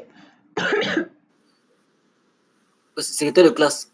Très bien. Le sélecteur de classe, c'est qui signifie que c'est un point. Donc, on prend ça et on met à l'intérieur. Maintenant, je vais lui donner la couleur rouge, color red, par exemple. Vous voyez que c'est rouge, non? Bien. Maintenant, je vais lui dire ne t'affiche pas. Donc, on a ici display, none. Il est là, mais il a disparu. Donc, vous voyez, non? C'est ça le display none. Et c'est le CSS qui fait ça. Maintenant, on aura obligatoirement besoin de mettre certaines conditions, ainsi de suite, pour que le JavaScript puisse comprendre au cas où l'utilisateur aura, par exemple, validé sans rien mettre, ou bien au cas où l'utilisateur aura mis, par exemple, seulement ça et va cliquer sur valider, que ça puisse lui renvoyer un message, le message d'erreur qu'on vient de cacher tout de suite. J'espère que là, jusqu'à présent, vous avez compris. Bien. Donc maintenant, est-ce que ce n'est pas le moment d'aller un peu sur du JavaScript? Dites-moi, est-ce que ça va? Vous êtes au même niveau que moi? Je vais agrandir. Voilà un peu ce que nous venons de créer au niveau de notre page. On vient de créer ça au niveau de notre page. Vous pouvez remarquer qu'on a un site où on a utilisé du HTML, du CSS bien sûr, mais qui est une page statique. C'est vraiment une page 100% statique. Lorsque je clique ici, rien ne se passe. Lorsque je clique, je mets ça ici, je clique, rien ne se passe, ainsi de suite. Alors que moi, j'ai envie, lorsque je clique ici, que par exemple, ça, les X là, puissent supprimer les images en question. Par exemple, moi, je ne veux pas 5 images, je veux de 4 images, ou bien cette image-là ne me plaît pas, j'ai envie de la supprimer, je ne pourrai pas. Ici également, j'ai mis 4 lettres. Mais moi, je veux que l'utilisateur puisse mettre minimum 8 lettres et je veux que ça renvoie un message d'erreur à l'utilisateur. OK, bien. Donc, on va essayer de continuer. On va essayer juste de continuer. Alors, qu'est-ce que nous allons faire maintenant? On va maintenant créer, on a créé le HTML, on a mis nos images, on a créé le CSS. Et maintenant, on va créer un dossier qu'on va... Oh, pardon. OK. On ne va pas le créer à l'intérieur du CSS, bien sûr. On va créer... désolé. Voilà. On va créer au niveau du CSS, on va créer au niveau de la racine de notre projet. On va créer un dossier qui va s'appeler JS. JS comme JavaScript. Et dans le dossier JS, on va créer un fichier qu'on va appeler script.js. Et voilà. Donc, vous voyez que dès lors que j'ai mis script.js, directement, ça a pris le logo de JavaScript. C'est ce qui vous prouve que vous êtes bel et bien dans du JavaScript. Bien. Alors, je pense que vous avez regardé un peu le tuto que j'ai fait au niveau du JavaScript et que vous avez bien compris que tant que vous ne reliez pas le JavaScript au HTML, ça ne va pas reconnaître. Tout ce que vous allez écrire ici, c'est du néant. Ça ne va pas du tout fonctionner. C'est comme du CSS. Tant que vous n'associez pas le CSS au HTML, c'est pas la peine. OK? Bien. Alors maintenant, comment on peut ajouter du CSS dans du JS dans du HTML? On va le mettre jusqu'en bas. C'est ce que nous avons l'habitude, voilà, c'est ce qu'on a l'habitude de faire. On le met jusqu'en bas. Et là, je vais mettre un petit commentaire, c'est important. C'est ici que les commentaires sont vraiment importants. On va mettre ici ajout du fichier JS. Voilà, ajout du fichier JS. Et là, maintenant, on l'ajoute avec le script. Et au niveau du script, on a bien sûr le SRC comme source. Et là, on va tout simplement donner le chemin. Vous pouvez remarquer qu'ici, on a le dossier JS. Donc, on va mettre JS. On a slash. Et on va mettre l'intérieur maintenant, ce qui est script.js. N'oubliez jamais ça. OK? Par exemple, moi, j'ai créé un dossier et j'ai mis mon fichier là-dessus. Supposons que je n'avais pas créé un dossier, que j'avais mis juste j'avais juste créé le fichier à la racine. En gros, le fichier JS serait dans le même dossier, dans la même racine que le fichier HTML. On n'allait pas mettre de lien au fait. On allait juste mettre le nom du fichier en question. Donc, j'enregistre ça. Et là, maintenant, je vais retourner au niveau du JavaScript. Alors, il faut savoir que JavaScript, c'est un langage de programmation, ainsi qu'un langage de script, parce que ça va utiliser des scripts pour pouvoir faire les styles et tout ça. Le fait que JavaScript soit un langage de programmation, ça veut dire tout simplement que JavaScript va utiliser beaucoup d'éléments. JavaScript va utiliser des variables, JavaScript va utiliser des constantes, JavaScript va utiliser des types de données, JavaScript va utiliser des tableaux, mais aussi des fonctions. Et bon, je ne sais pas si vous avez étudié les tableaux que j'ai faits, mais vous avez remarqué que au niveau des tableaux, j'ai utilisé beaucoup de fonctions. Mais vous savez que je n'ai même pas eu le temps d'utiliser.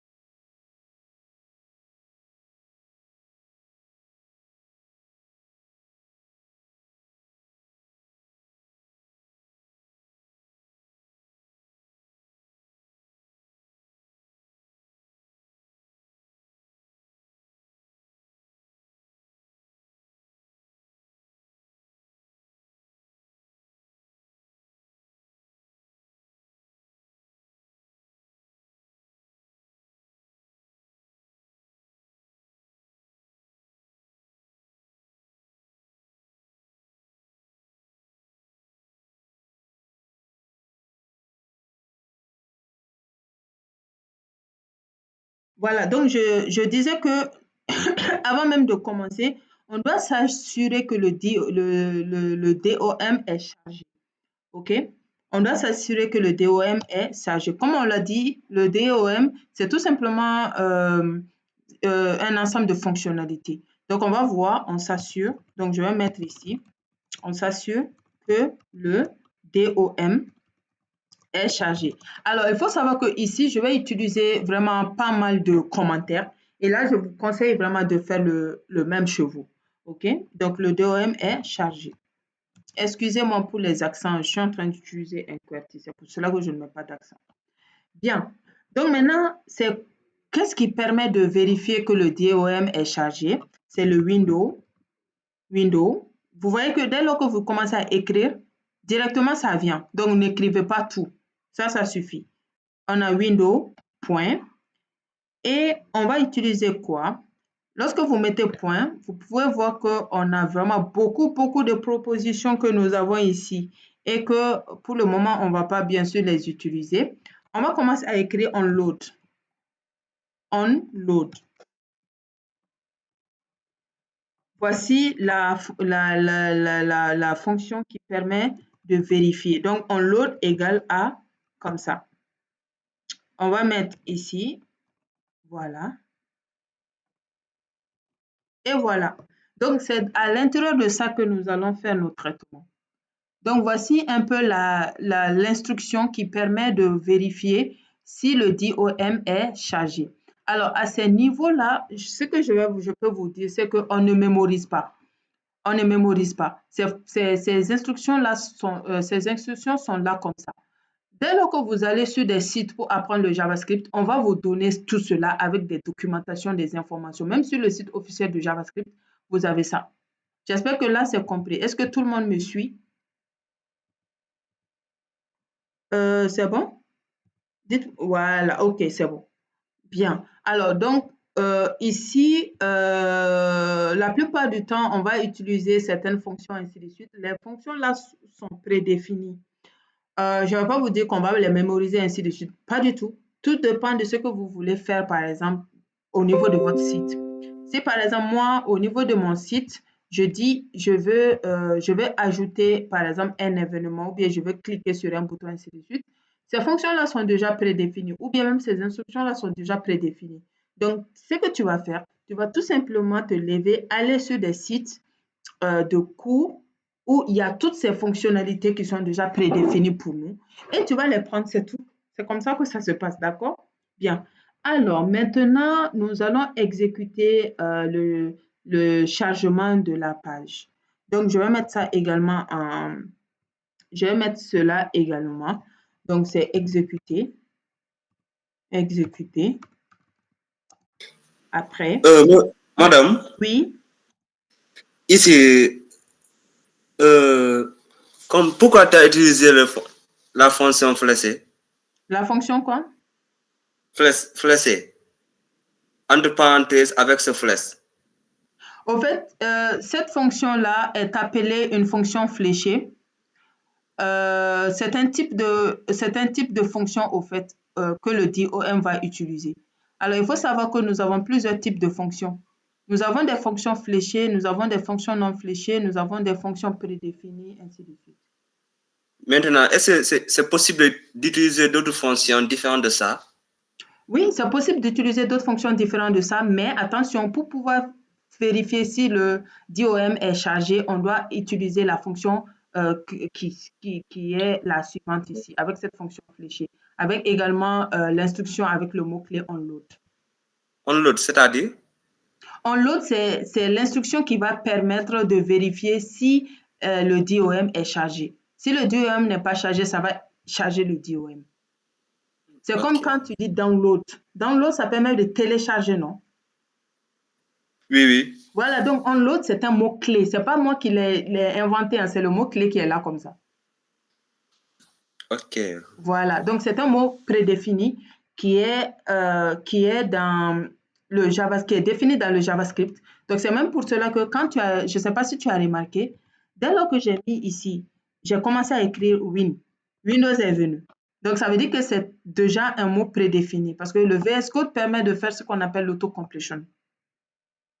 Donc, toutes les instructions qui sont déjà prédéfinies dans un projet, dans un programme, je veux dire, ou bien dans un langage, ça permet de te les proposer. OK? Par exemple, quand j'ai mis ici Windows, point, et tu vois que ici, ça m'a donné également beaucoup d'instructions qui sont là. Et toutes ces instructions-là font quelque chose de bien défini. OK?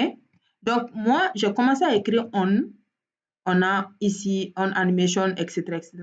Quand j'ai mis elle seulement, ça m'a également amené certaines choses aussi qu'on peut également utiliser. Par exemple, on a ici on invalide, on scroll, ainsi de suite. Ça, c'est par exemple même lorsque tu veux fixer tes, comment on appelle ça, tes menus, tes barres de menus, ainsi de suite. Ce sont des fonctions que tu peux également utiliser qui sont là.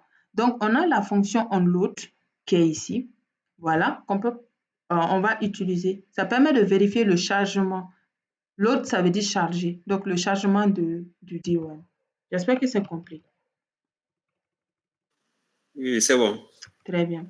Donc, maintenant, on va exécuter après le chargement de la page, bien sûr. Donc, dès lors que on vérifie si c'est chargé, ça va exécuter juste le chargement de la page.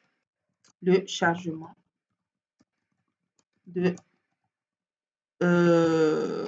la page. OK.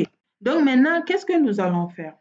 Alors, on a au niveau du JavaScript, nous avons ce qu'on appelle la sélection des éléments. Lorsque vous regardez le HTML, n'est-ce pas, on a vu les différents sélecteurs au niveau du HTML, surtout les trois principaux sélecteurs du HTML. En gros, le sélecteur de type, on a le sélecteur de type, par exemple, ici, celui-là, il peut être un sélecteur de type, ou bien même section peut être un sélecteur de type. Nous avons également le sélecteur d'ID. Ça, c'est si on a l'attribut identifiant ici. Donc, ça, ce serait on va sélectionner celui-là avec le sélecteur d'identifiant. Et lorsque, par exemple, nous avons l'attribut classe, on peut également utiliser le sélecteur de classe. Par exemple, ici, on a utilisé une classe comme attribut. Donc, on peut utiliser le sélecteur de classe. Alors, il faut savoir également qu'on utilise ces genres de trucs-là aussi au niveau du JavaScript. Au niveau du CSS, je pense que tout le monde a compris. Sélecteur de type, c'est tout simplement le nom de l'élément dans la balise en question que tu vas juste prendre et tu vas mettre ton style. Sélecteur d'identifiant, je ne l'ai pas ici, mais c'est le dièse que tu vas utiliser. Dièse suivi par exemple de section 1. de section 1. Ça, c'est le sélecteur d'identifiant. Maintenant, si je veux sélectionner un sélecteur de classe, je vais tout simplement mettre point suivi du nom que tu as donné à ton attribut classe. Donc, j'espère que tout ça, c'est compris. Alors, on va maintenant venir au niveau du JavaScript. Au niveau du JavaScript, nous avons ce qu'on appelle le document, d'où le nom DOM. Comme on l'a dit, le DOM, c'est Document Object Model. Okay? Donc, Document Object Model, ça veut dire tout simplement que ça va travailler sur les documents, ça va gérer les documents. Donc, je ne sais pas si vous avez remarqué au niveau des entrées-sorties, les sorties au niveau de JavaScript, j'ai donné 3 types de sorties. J'ai donné console.log, j'ai donné document.write ou bien document.write ln. J'ai donné également alerte. Et j'ai bien expliqué ce que permet de faire le document.write. Le document.write, ça permettra tout simplement de récupérer les documents et puis de les afficher au niveau de ton navigateur. OK? Bien, donc on revient ici. On va tout simplement mettre, bien sûr, ici en commentaire, sélectionner des éléments. Voilà, sélectionner des éléments. Donc, on a le premier qui est sélectionner des éléments. En gros, on va juste voir les 3 manières de sélectionner des éléments. Sélectionner des éléments par leur ID, en gros par leur identifiant. Qu'est-ce que ça veut dire? Ça veut dire tout simplement que lorsque nous venons au niveau du HTML et que nous avons ici l'attribut ID et que ici, par exemple, moi, j'ai envie de sélectionner section 1. Voilà, comment je le fais? Donc, je le fais en déclarant d'abord une variable. Et là, pour ceux qui ont vu le cours sur le JavaScript, j'ai bien expliqué comment déclarer une variable. Il faut savoir que le JavaScript, c'est un langage de programmation dynamiquement typé. En gros, vous n'allez pas préciser le type de données. Lorsque je veux, par exemple, déclarer la somme et que je veux que la somme prenne le type entier, moi, je ne vais pas mettre, par exemple, int somme. Je vais mettre, par exemple, let ou bien var somme. Et là, moi, je vais, par exemple, déclarer ma variable en tant que let. Alors, vous avez 2 manières, bien sûr, de déclarer les variables au niveau du JavaScript. Soit vous utilisez le var, le mot-clé var, comme ça. Soit vous utilisez le mot-clé let. Mais vous allez remarquer que chez moi, pratiquement tout le temps, moi, j'utilise le let. Le let, c'est mieux que le var. Le var, ça, c'est l'ancienne méthode, au fait. Maintenant, c'est le let qu'on utilise. Pourquoi? Parce qu'il y a certaines choses en programmation, on ne tolère pas, que le var va tolérer. Alors que le let, actuellement, ils l'ont créé pour pouvoir améliorer le fait que certaines choses que le var accepte qui n'est pas bon, que le let ne puisse pas accepter cela en fait. Ok? Donc là aussi, si vous allez au niveau de mon cours, vous allez vraiment bien comprendre cela. Je ne vais pas reprendre tout ça maintenant. Donc je vais donner un nom à ma variable. Pardon? C'est vrai, madame. Je disais que c'est vrai. Je disais que c'est vrai. Moi, j'ai bien compris la différence entre les deux. Voilà, très bien, entre le let et le var. Comme je l'ai dit, moi, j'ai l'habitude, moi, je préfère utiliser tout le temps le let parce que c'est plus sécurisé et puis c'est plus proche des langages de programmation, des règles des langages de programmation que moi j'ai appris. Alors maintenant, on va donner un nom à notre variable. Comme vous devrez le savoir, la variable, c'est tout simplement, on va dire en gros, facilement, définition facile, c'est un conteneur de valeurs, c'est tout. Ça permet de contenir des valeurs que vous allez après utiliser. Les valeurs, c'est quoi? Les valeurs, ça peut être 5, 8, 10, ça va être votre nom, votre prénom, votre âge, etc., etc. Donc, c'est ça les valeurs, en fait. Donc, mais il faut savoir que vous pouvez donner le nom que vous voulez à votre variable. Mais attention, il y a des règles de nommage au niveau des variables. C'est-à-dire, il y a des règles qu'il ne faut pas briser au niveau de la déclaration lorsque vous créez votre variable. Évitez les mots-clés, c'est-à-dire les mots qui sont réservés pour le langage de programmation en question. Je donne juste un exemple. Vous voyez le Windows ici. Moi, je n'ai pas le droit d'utiliser Windows comme nom de ma variable parce que le Windows appartient déjà à JavaScript. Onload, je n'ai pas le droit de l'utiliser, etc., etc. Il y en a d'autres, il y en a vraiment beaucoup de mots-clés des mots qui sont réservés pour le langage JavaScript, qui sont là pour un objectif bien déterminé que je n'ai pas le droit de les utiliser. Ça, c'est un.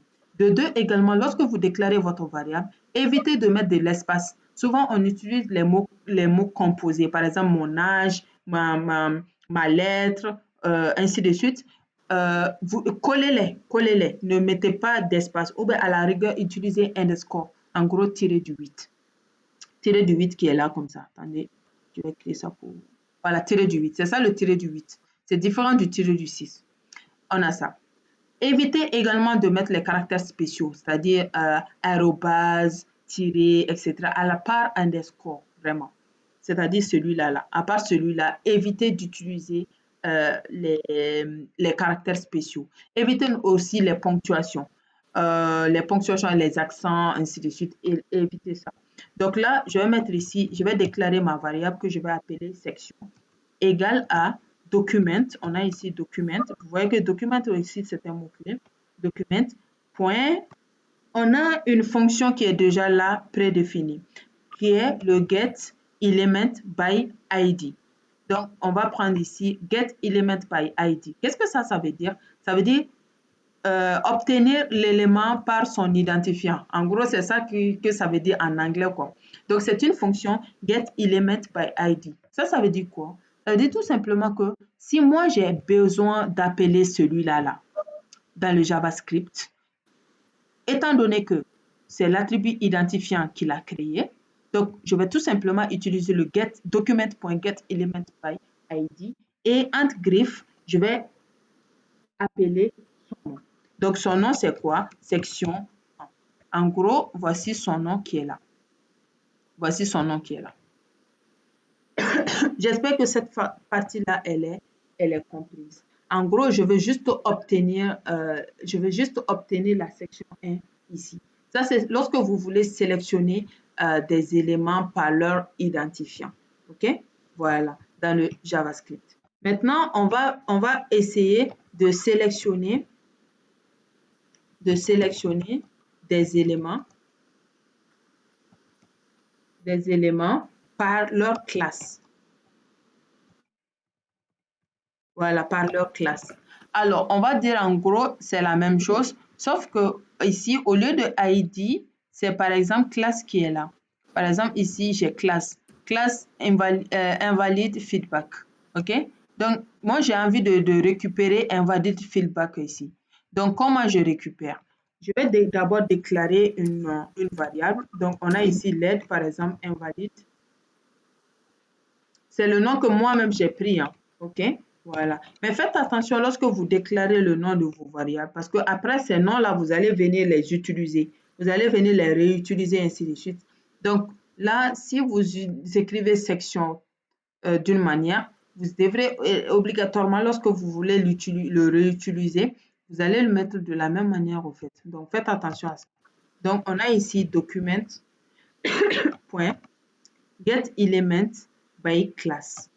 Au lieu de ID cette fois-ci, c'est by class. Alors, je ne sais pas si vous avez remarqué quelque chose. By class name. Je ne sais pas si vous avez remarqué quelque chose. C'est vrai que moi, on va dire en gros, nous, on a de la chance. Nous sommes en train d'utiliser le VS Code. Et le VS Code est en train de faire de l'auto-completion. Donc, en gros, c'est pratiquement pas nous qui sommes en train de les écrire. Il faut vraiment faire attention. Vous pouvez remarquer que le get est tout en minuscule. Le element qui est collé au get, le E est en majuscule, le reste est en minuscule. Le B est en majuscule, le Y est en minuscule, le I est en majuscule, le D est en minuscule. Et on peut remarquer que c'est un mot composé. Tous ces mots-là, on peut les décomposer. OK? C'est un mot composé comme ça.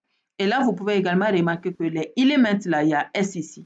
Donc, c'est un mot-clé. Vous devrez bien l'écrire. Parce que si vous n'écrivez pas bien, il ne va pas reconnaître. OK? J'espère que là, c'est compris. Et ici également, je vais mettre ici invalide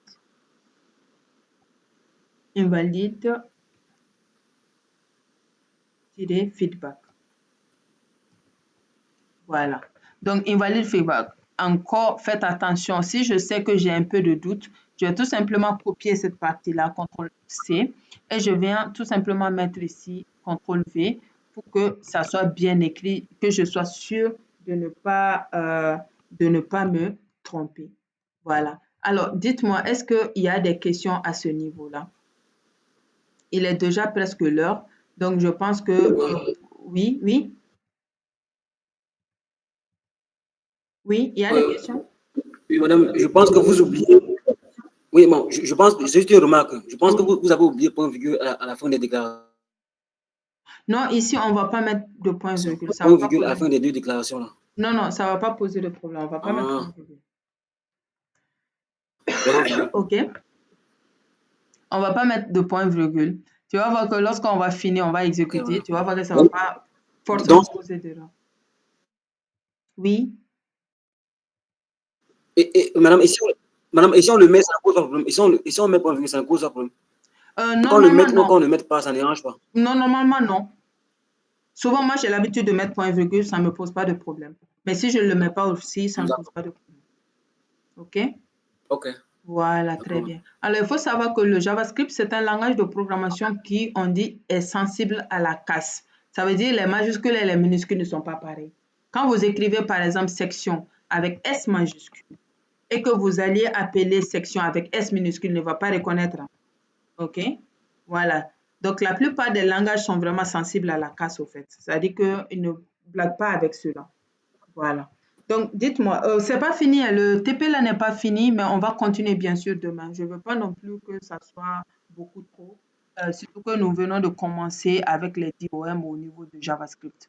Alors, dites-moi, est-ce que ça va un peu? On a 4 minutes avant la fin.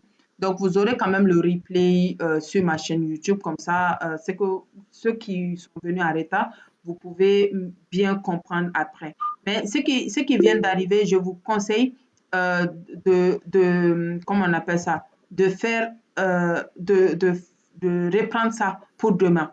OK? Je veux que vous soyez au même niveau que nous, en fait, pour que ça soit compris. Oui, il y a des questions? Oui, François. Non, En fait, je voulais demander si on met get élément by class name, ça va récupérer tous les éléments ayant la même classe? Non, ça va pas récupérer tous les éléments ayant la même classe comme ça. Par exemple, on a ici get, le div class. N'est-ce pas, tu es au courant que l'attribut classe peut avoir les mêmes noms ici. On peut avoir plusieurs Oui. classes qui peuvent avoir le invalid feedback. Donc, en gros, au cas où, oui, ce que tu viens de dire, ça peut le faire. Mais lorsque tu mets, par exemple, get element, par exemple, tu mets un autre div class, tu mets, par exemple, valid feedback, celui-là là, ne va pas récupérer valid feedback. Pourquoi? Parce que ici, à l'intérieur, toi, tu as mis invalid feedback. Mais si, par exemple, il y a 10 invalid feedback, et que tu mettes get element by class name, ça va prendre bien sûr toutes les, comment on appelle ça, toutes les classes au fait qui s'appellent invalid feedback. Tu as compris? D'accord, oui, d'accord. Très bien. C'est même pour cela, je pense que c'est même pour cela qu'il y a S au niveau de element, hein, parce que la classe elle est différente de ID. ID, on déconseille d'avoir deux ou plusieurs ID qui portent le même nom. Alors que au niveau de la classe, on peut avoir deux ou plusieurs classes qui portent le même nom, en fait, sans problème. Oui, c'est ça, oui, je pense que c'est ça. C'est pour ça qu'il y a la suite. Exactement, exactement. Alors, on a également le dernier qu'on va faire après, bien sûr, demain, on va continuer, qui est la récupération des types, en fait, des balises de type. Donc, ça c'est get element by tag name que nous allons voir un peu plus tard, Inch'Allah, demain. OK? Bien. Alors, comme je le disais, ce que je vous demande, surtout pour ceux qui sont arrivés un peu en retard, c'est que allez-y reprendre ce que nous avons fait demain avant qu'on ne recommence. Par exemple, c'est ce que nous avons fait. On a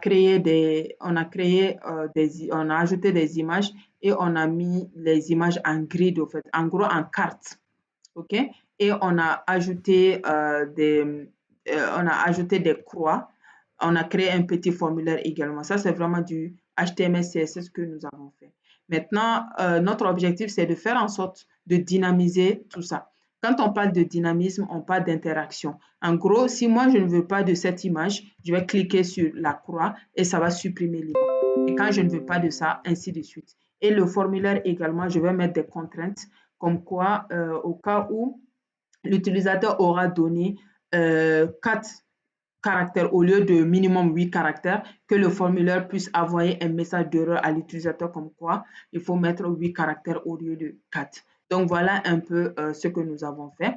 Donc vous aurez dans pas très très longtemps ce replay là sur ma chaîne YouTube et je vais vous mettre le lien sur mon compte, sur la communauté.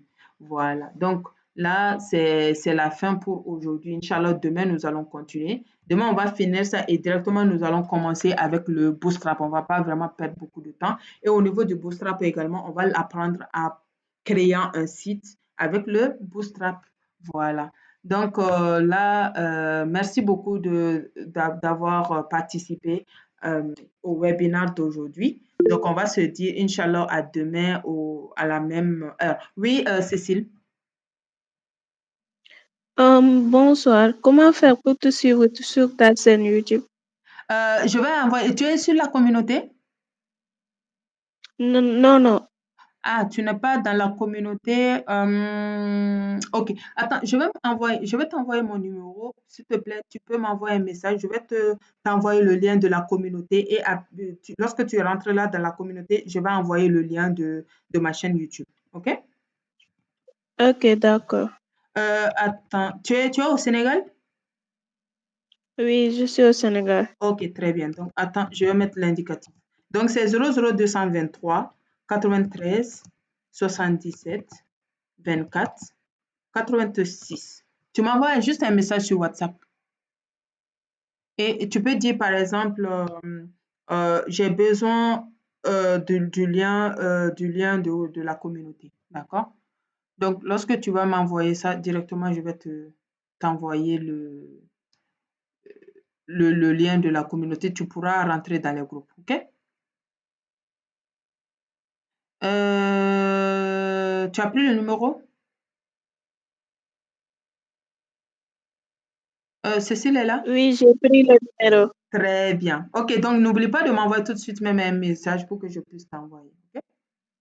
Ok, merci beaucoup. Très bien, courage. Merci bien.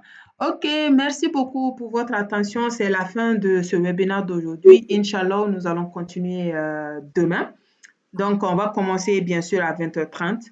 Et comme je l'ai dit, on va terminer avec ça. Il ne reste pas vraiment beaucoup. J'ai préféré qu'on arrête parce que c'est du JavaScript. Je ne veux pas non plus que vous soyez un peu trop surchargés. Et là, Inch'Allah, demain, on va continuer le reste et on va commencer avec le Bootstrap. Et là aussi, vous allez apprendre beaucoup de choses encore que nous n'avons pas eu le temps de faire au niveau de JavaScript. OK? Merci beaucoup et on se dit bonne soirée.